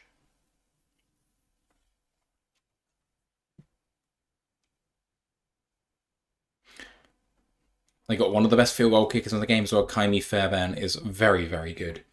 2nd down and 8. 3 minutes ticks over. At the 45 of Houston. In shotgun, 1-step drop, quick throw. Dell out of bounds for a gain of 9 and a first down for Houston, but the clock stops. Clock stops at 2:47.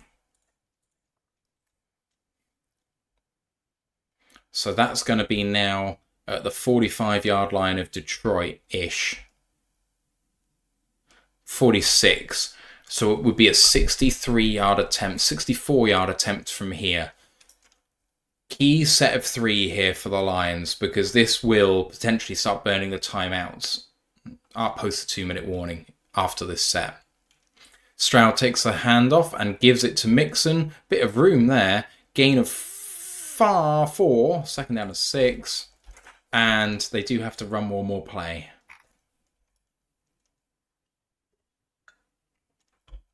Run one more play for the 2-minute warning, and then the ball game will be on the line.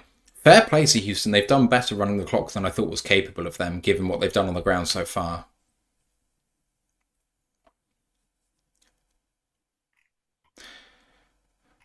Stroud comes out here. Key down here, because you don't want to risk too much for the field goal, but you've got to get maybe one more first down. 2nd down and 6, and hands it off. And good blocking. Mixon only gets himself 2 yards, and it's going to be 3rd down and 4 at the 2-minute warning. Huge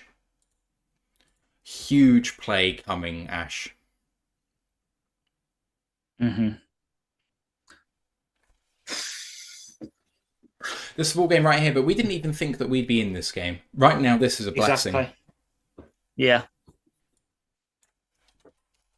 Also, I found it turns out that kick that we just mentioned with Matt Prater, that is the longest in franchise history, because the only other one we've had is also him doing it in 2015 for us, 59-yarder. Oh, his 64-yarder was for the previous team, wasn't it? Denver, yeah. Don't know why I thought it was for us.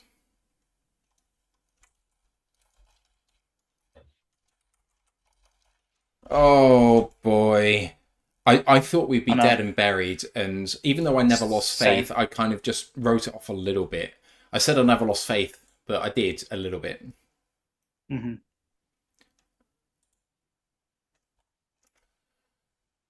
Oh. Fair play to us. 16-0 in the second half. I'll tell you what, it's not a different game in terms of how it goes if we do kick the PAT. It just means if they don't get it, we win the game right here. Because if they don't convert this, do they go for the 4th down? I don't think they do, because it doesn't win them the game. You know, if they convert for a 1st down and we still stop them, then they still have to kick the field goal anyway. Yeah. They are... I should know this because we looked at it earlier, didn't we?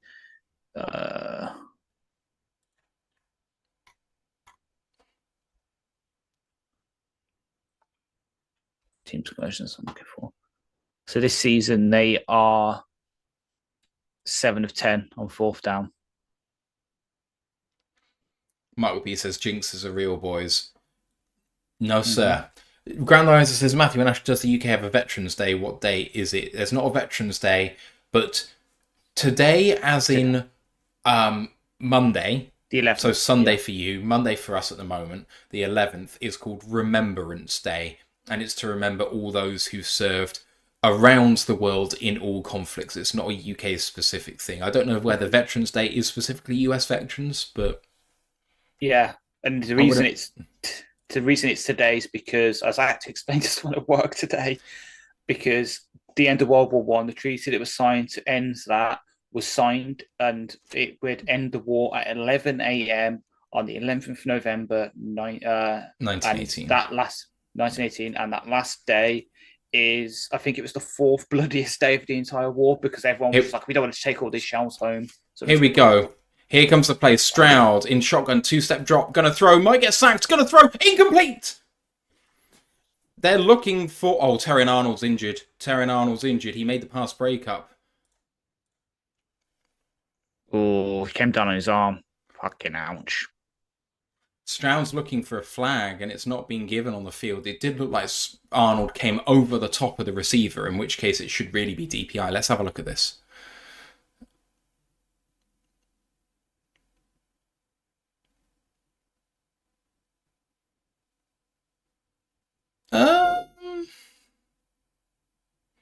The receiver stops running and Arnold goes into the back of him. It's DPI, but it's not an obvious DPI. And actually, Arnold gets there with his arm and contacts the ball first. I think Anzalone and Arnold both get there. Yeah. Anzo just gets to it. Arnold is walking off the field, which is good news. It's 4th and 4, and the Lions have to burn a timeout because of the injury. Yeah. I think that's probably going to be a wrist injury. Sitting down on the bench, he's probably done for the day. 4th and 4. What are Houston doing? Are they going for it? I think they're going for this. Oh no, Fairbairn is coming out. So, if they miss this 58-yarder, the Lions are in amazing field position to win. Let's say 140... No, yeah, say like 151, 2 timeouts to go from the 30. Yeah. That's doable.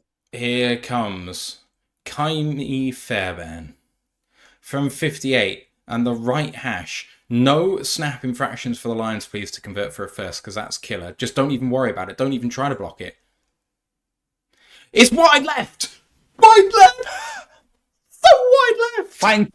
Thank God you were focused on your screen because I was like, I wanted to check the length, going to ESPN to see that it goes wide left, and I'm just there, like... So the Lions are at the 41-yard line of Detroit, needing to only get to their 41 to kick the same field goal that we just had. We only need 18 yards. Oh, yeah. Here's the thing. What did I say in terms of time on the clock? 151, 2 timeouts. Well, 51, 2 timeouts. I was just off with the yardage. Wow. I'll take any little victory right now. I'll take any little victory right now because I don't think my hot takes came in because I said that we'll force twice as many forced missed tackles as the Texans do on us. 1:51 to go. Lions need 18 yards to put Bates in the same 58-yard position that we just had. No, we start from the 48, sorry, because that's where the kick went from. Yeah. Wow, so we only need 11 yards. Goff hands it off to Gibbs. Lots of room up front. Good tackle. He gains himself 4 yards. It's 2nd and 6. Supposedly, the reason supposedly the reason why the kick was so bad is because it was a high snap from John Weeks. I didn't see it. Damn it! For once, I wasn't focusing on it. SW Lions is very interesting. Houston just use a timeout. If they don't take any timeouts, then the Lions can kill all of the remaining clock and just take the field goal that's available to them, even if it's a 60-yarder. If they take all 3 timeouts, and if we don't get a first down, then they may be down 3, but they'll have a minute and a half to play.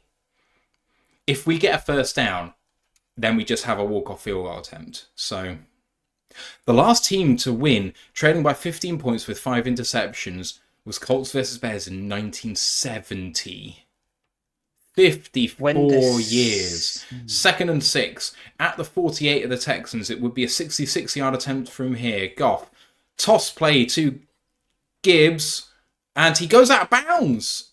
Oh, they're running the clock. Skipper wanted something there. It's 3rd down and 7. Timeout Houston. Let's have a look at this again. What's Skipper complaining about? I think he wants a face mask. No. What's Skipper complaining about? I don't know. I'm just looking now because I'm oh, it is the Baltimore Colts. So in that second No, yeah. So the Colts were 17-0 down to the Chicago Bears, exiting the first quarter, and then they score. They're going to the half 17-14 down, and then in the fourth quarter, with a 54-yard pass, the Colts win it. John Mackey from Johnny Unitas. Jesus, actually 2 big names there. Right, Lions are in the huddle and break it. 3rd and 6, 1:40 to go. At the Texans' 48-yard line, a first down gives them a walk-off field goal attempt. What can the Lions do here? Goff, is he going to throw it or is he going to run it? They are going to throw it. Goff, 2-step drop. First down! At the 36-yard line, and now the Lions can run clock and have a walk-off field goal attempt. This is dreamland, people, from where we are at half-time. Oh my goodness me. Final timeout taken by Houston. D'Amico Ryans looks like someone shot his dog. As well he might. Is it another... Yeah. Little pivot route by Amon-Ra, beautifully ran. Against Al-Shire? Yeah.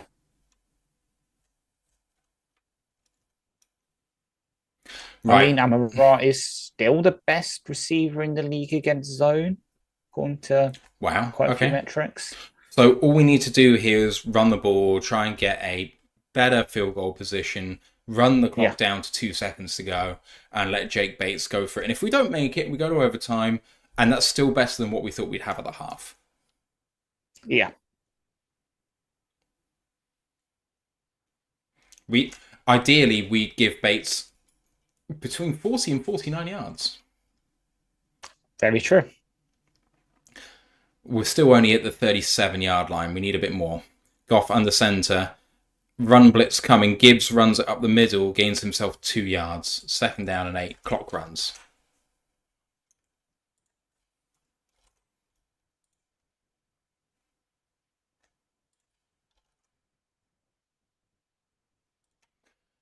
If we win this, it's one of the best wins we've ever had, because you talk about adversity. We have never had so much in a game. Our defense deserves so much credit. The number of picks they've got, how well they've played. 3rd down has been interesting, but you know what? Overall, they've been a fantastic defense so far. I mean, if 3rd down, we're tightened up. They're currently 6 of 50. Well, they're going to be 6 of 15 on 3rd down. Goff runs it. Oh, why didn't they let the push forward happen? They called it dead with 1 yard gained, and he actually got 3. We can let this go, by the way. If we call a timeout with the clock expiring, there'll be 3 seconds to play. So do we want to run one more play? I'm tempted. I think I would just go for the kick here. I think the risk of fumble is too great. Trisha, yeah. It is what we're doing. Right. Chat, I love you. I'm moving away from you right now. Lions take the timeout with 6 seconds to play. That's a cool stat for Jake Bates. I like that.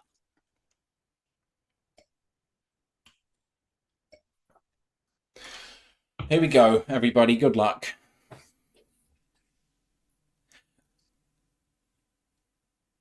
Oh, Dan saying he didn't call a timeout. Weird. 4 seconds to go. Here comes the field goal unit for the Lions. They cannot ice the kicker. This is going to be the play because the Lions have already called timeout and you can't call 2 back-to-back. 4 seconds to go. A walk-off attempt here. Jake Bates, who has been money for the Michigan Panthers in such situations, and he has got a game-winning field goal in his career for the Lions. That's what the stats just showed up. Jake Bates is 2 for 2 for lead changing kicks in either the last 2 minutes or overtime. Here we go. From 52. Snap is good. Hold is good. Kick could go wide left. Could go just in. It's in! It's just the Lions have won this game. Let's go! Let's go!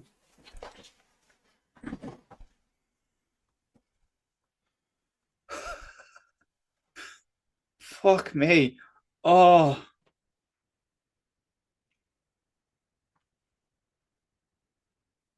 How the fuck did we do that? Honestly, how the fuck did we do that?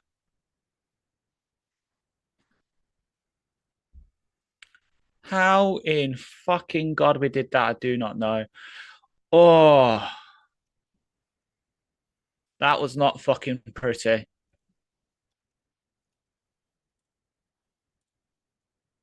Oh my God, if this grade I'm just seeing for Carlton Davis is true, Jesus Christ. Carlton Davis is him.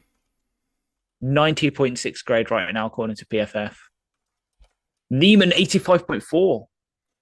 Here are your stats at the end of the game. Lions win 26-23. Goff, 15 of 30 for 240, 2 touchdowns, 5 interceptions. David Montgomery, 11 for 31 and a touchdown, but didn't lead the league on the ground. That was Jahmyr Gibbs, 19 for 71. Sam Laporta led the team in receiving yards, 3 of 6 for 66 and a touchdown. Amon-Ra had 6 of 8 for 60 and a touchdown. For the Houston Texans on offense, CJ Stroud, 19 of 33 for 232, a touchdown and 2 picks. Joe Mixon led the team on the ground, 25 carries for 46 yards and a touchdown. And through the air, it was John Mechie, 5 of 6 for 74 and a touchdown. Some good contributions as well from Dalton Schultz, 3 of 4 for 66, and Joe Mixon, 2 of 4 for 44. There were fumbles by both teams, but David Montgomery recovered his own one, and CJ Stroud's one was recovered by Titus Howard, who actually forced it in the first place. On defense, Lions led by Brian Branch with 10 tackles. The Lions had 4 sacks, 1 by Lee McNeil, 1 by Josh Pascal, 1 by Pat O'Connor, 1 by James Houston. They also had 5 other TFLs, 1 by Branch, 1 by McNeil, 1 by Pascal, 1 by Amik Robertson, and that was your lot. On defense for Houston, 9 tackles by Aziz Al-Shaair led the team, 3 TFLs, 2 by Shaair, 1 by Henry To'oTo'o. Ash, no sacks for the Houston Texans today, despite the issue. What? That can't be true. I remember distinctly there was a sack. How on earth does ESPN say there's no sacks for Houston? There wasn't there? I'm looking now. Give me a sec. There were interceptions. No, even PF says there's none. Weird.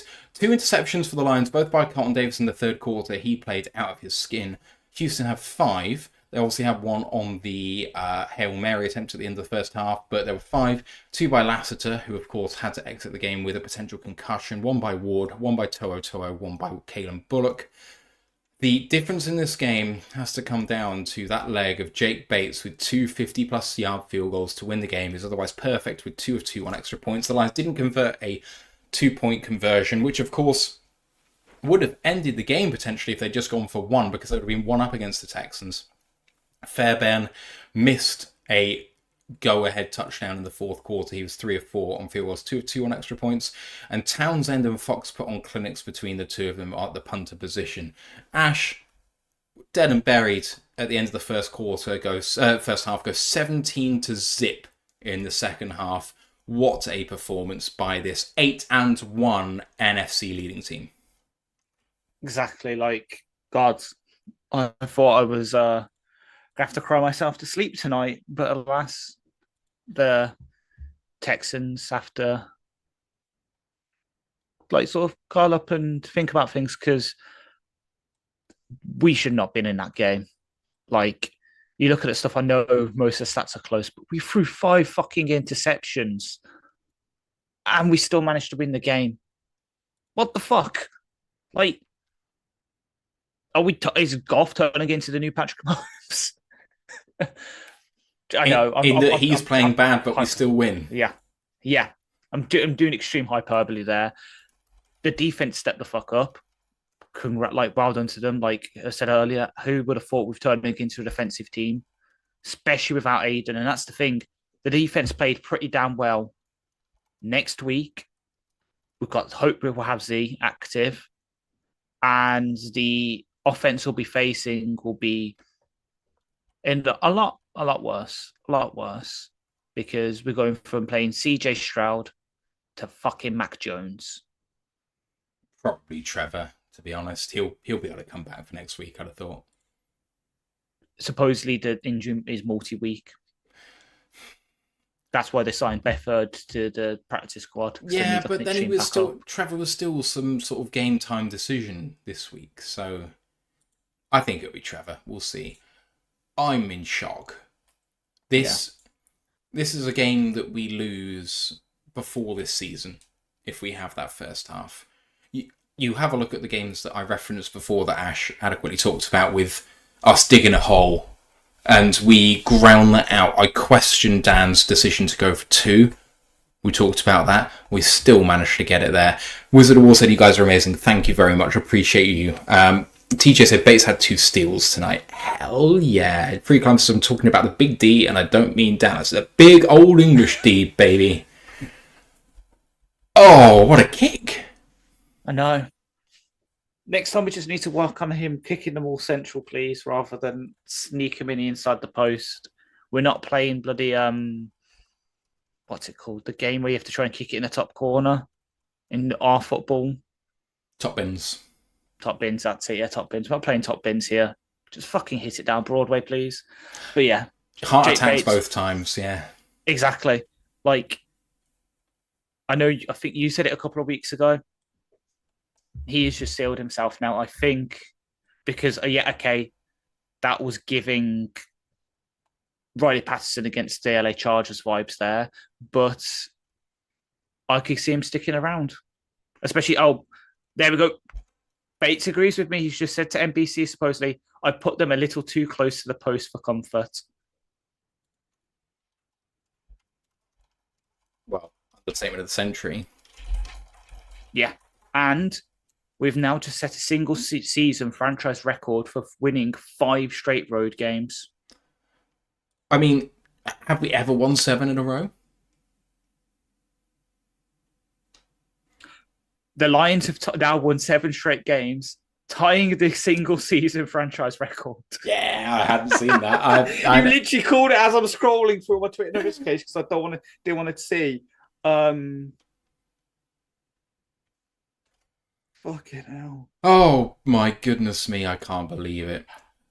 The Lions have become the first team in NFL history since 1970 to be down by 15 plus points, have 5 interceptions, and win.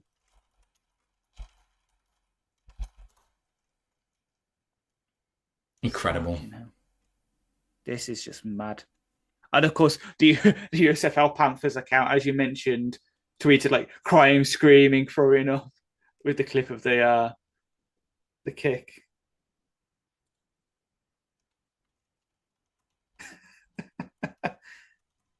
I'm putting that in the Discord. That's great. Fucking hell.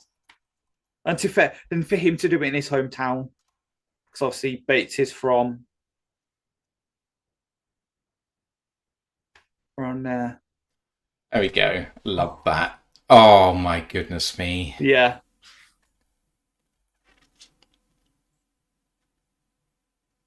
I'm Oh. Chocobo Brisket Bowl says cardiac cats. They definitely came to play Oh, today. fucking cardiac cat's in the fucking best way this time. Like, hang on. So I've got this on. Let's take it off. Yeah, let's do it. You know what? Heart rate. The fun thing of having an Apple Watch on at all times. Mike D said, someone said, I'm too old for this. Oh, Mike D said, I'm too old for this. And then Mark said, lol. And Mike D said, dude, I'm 72. Appreciate you being here, Mike. Wizard also had to open a second beer after the kick. I'm 2 beers and 2 rum and cokes deep because it's 4:45 in the morning and I'm fucking having a party. What? So Jeremy, because Jeremy's tweeted from the Friday Detroit account, "Hi, my name is Jeremy, and I apologise for ever doubting Jake Bates." So Eric quote tweets it and say, "My name is Eric, and I agree. Jeremy was wrong." Oh.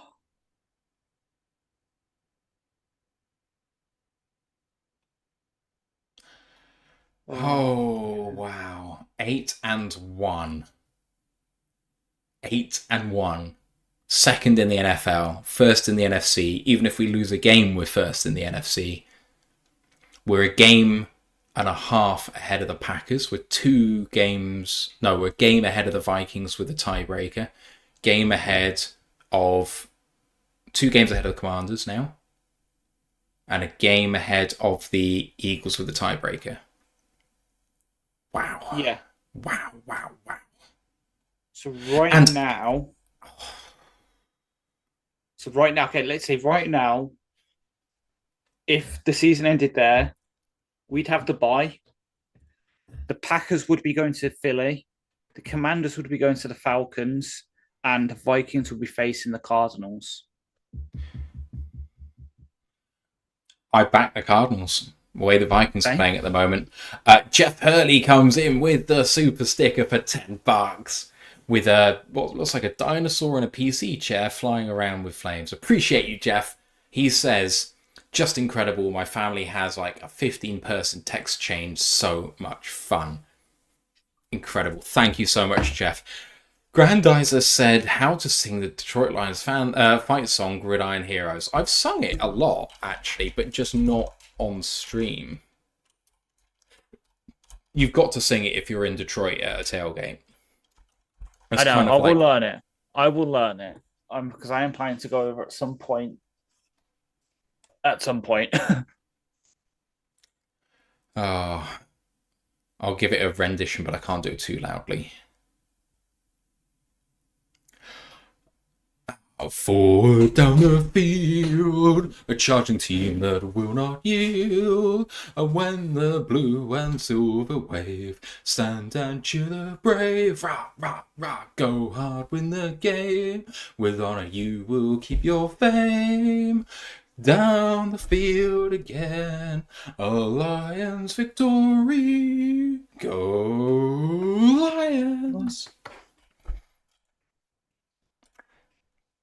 Grandizer, I'm never doing that again on stream unless we win the Super Bowl. In which case we won't be on stream, we'll be at a party.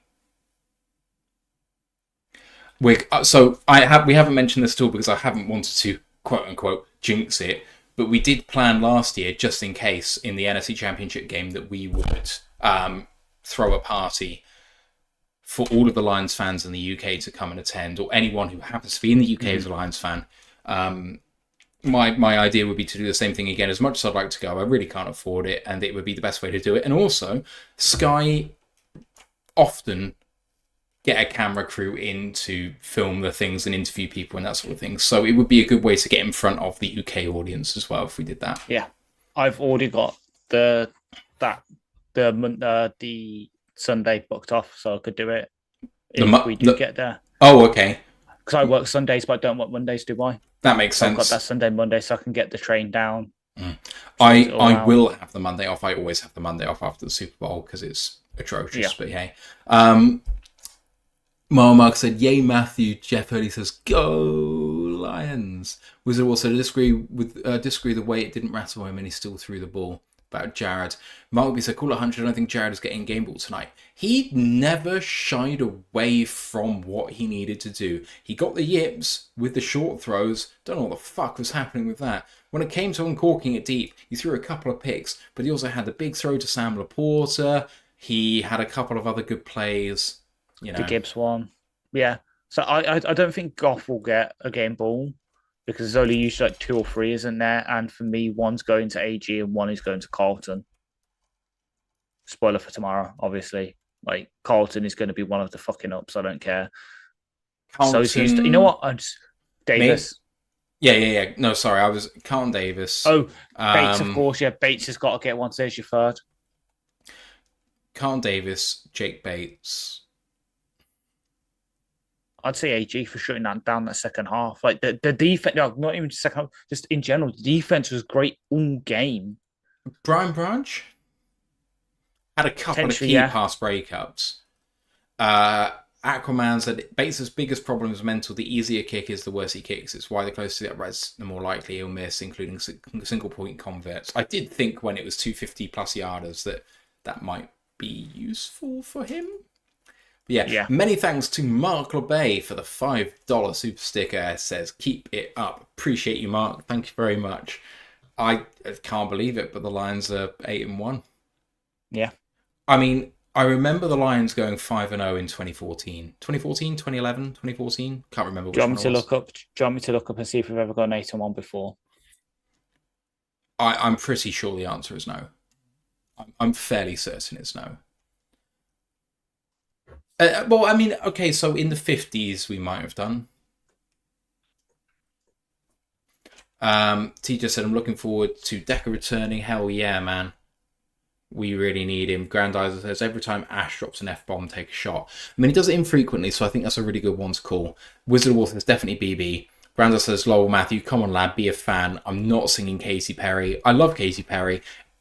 The Lions fight song, at least, is a Lions fight song, but there we go. Marmok said, Amara came through when we needed it, but his goth streak is broken. Yeah, shame. So, yeah, the last time we started 8-1 was 1954 after a 28-24 victory over the Packers. We ended the season 9-2-1 and eventually lost in the NFL Championship. I was about to say 54 wasn't when we won the championship, so we had to lose in the championship game. Yeah, and the only other time we've done it before that, 1931. Where we finished 11-3 when there was no playoffs back then. So this is the third time only ever. Absolute. Do I jinx it and say, just quickly change the 8 to a 9?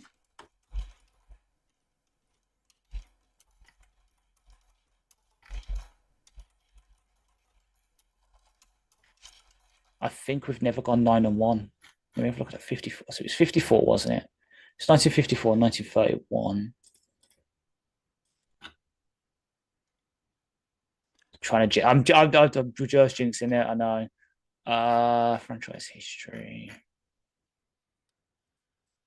Oh, right, we're getting on for 5 a.m. here, guys, so we're going to wrap up shortly. If any of you guys have any comments or questions we want to get to before we sign off, I'm going to head off about midnight Eastern time here. Mm-hmm. Oh, yeah, so 54, the next game after that, 8-1, was a tie against the Eagles, 13-13. Mm-hmm. 31. Well, technically it wasn't even the Lions, it was the Portsmouth Spartans. They started 8-0, lost to the Giants, lost at the Bears, then won against the... Who's this? So when is this? 1931, when it was back at the Portsmouth Spartans. Mad.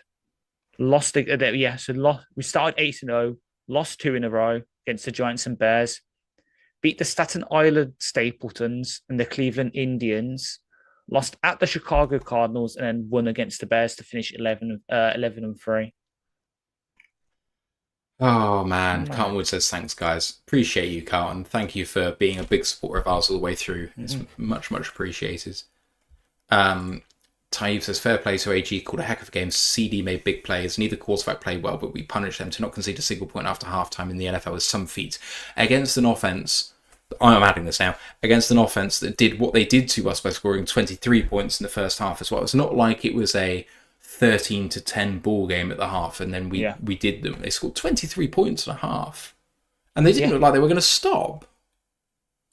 We did to them what the Cardinals did to us when we played them earlier this season, except for we won both games. Grandizer wants a game balls in the victory. Talked about it already. Jake Bakes, Carlton Davis, maybe Brian Branch. Age, if the coach getting it's AG. I think JMO deserves one.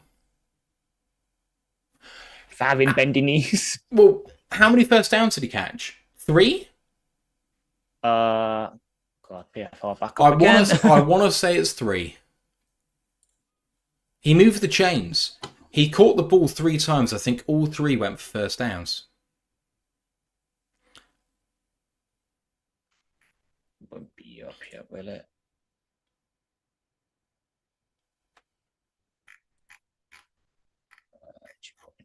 No, it's not up yet, damn it. ESPN. No,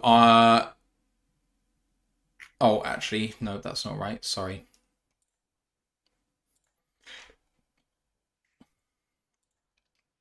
I'm going to check the play-by-play, and I'm going to just search for Williams' name. Yeah.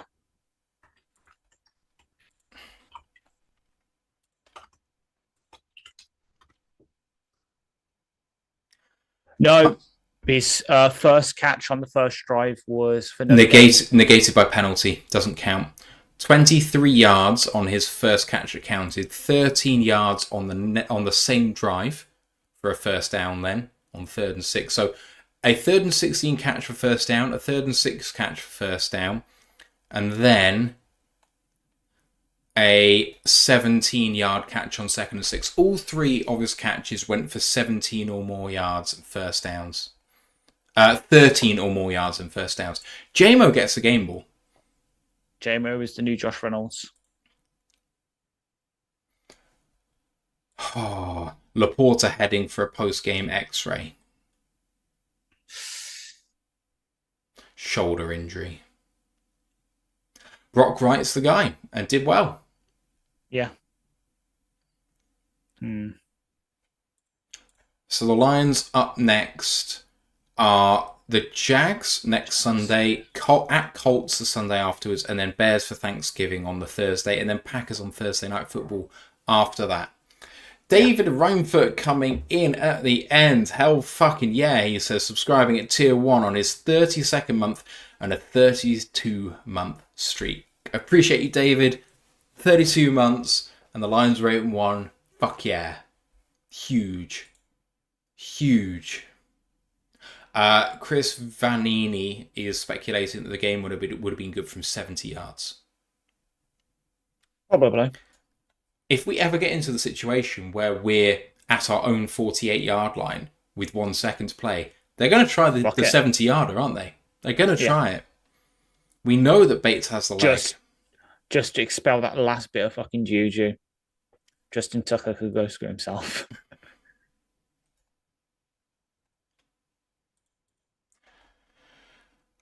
Oh, I know. At least I've had something happy happen in sports this week.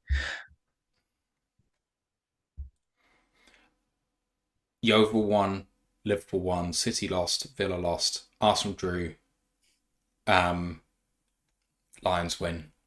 Perfect sporting weekend.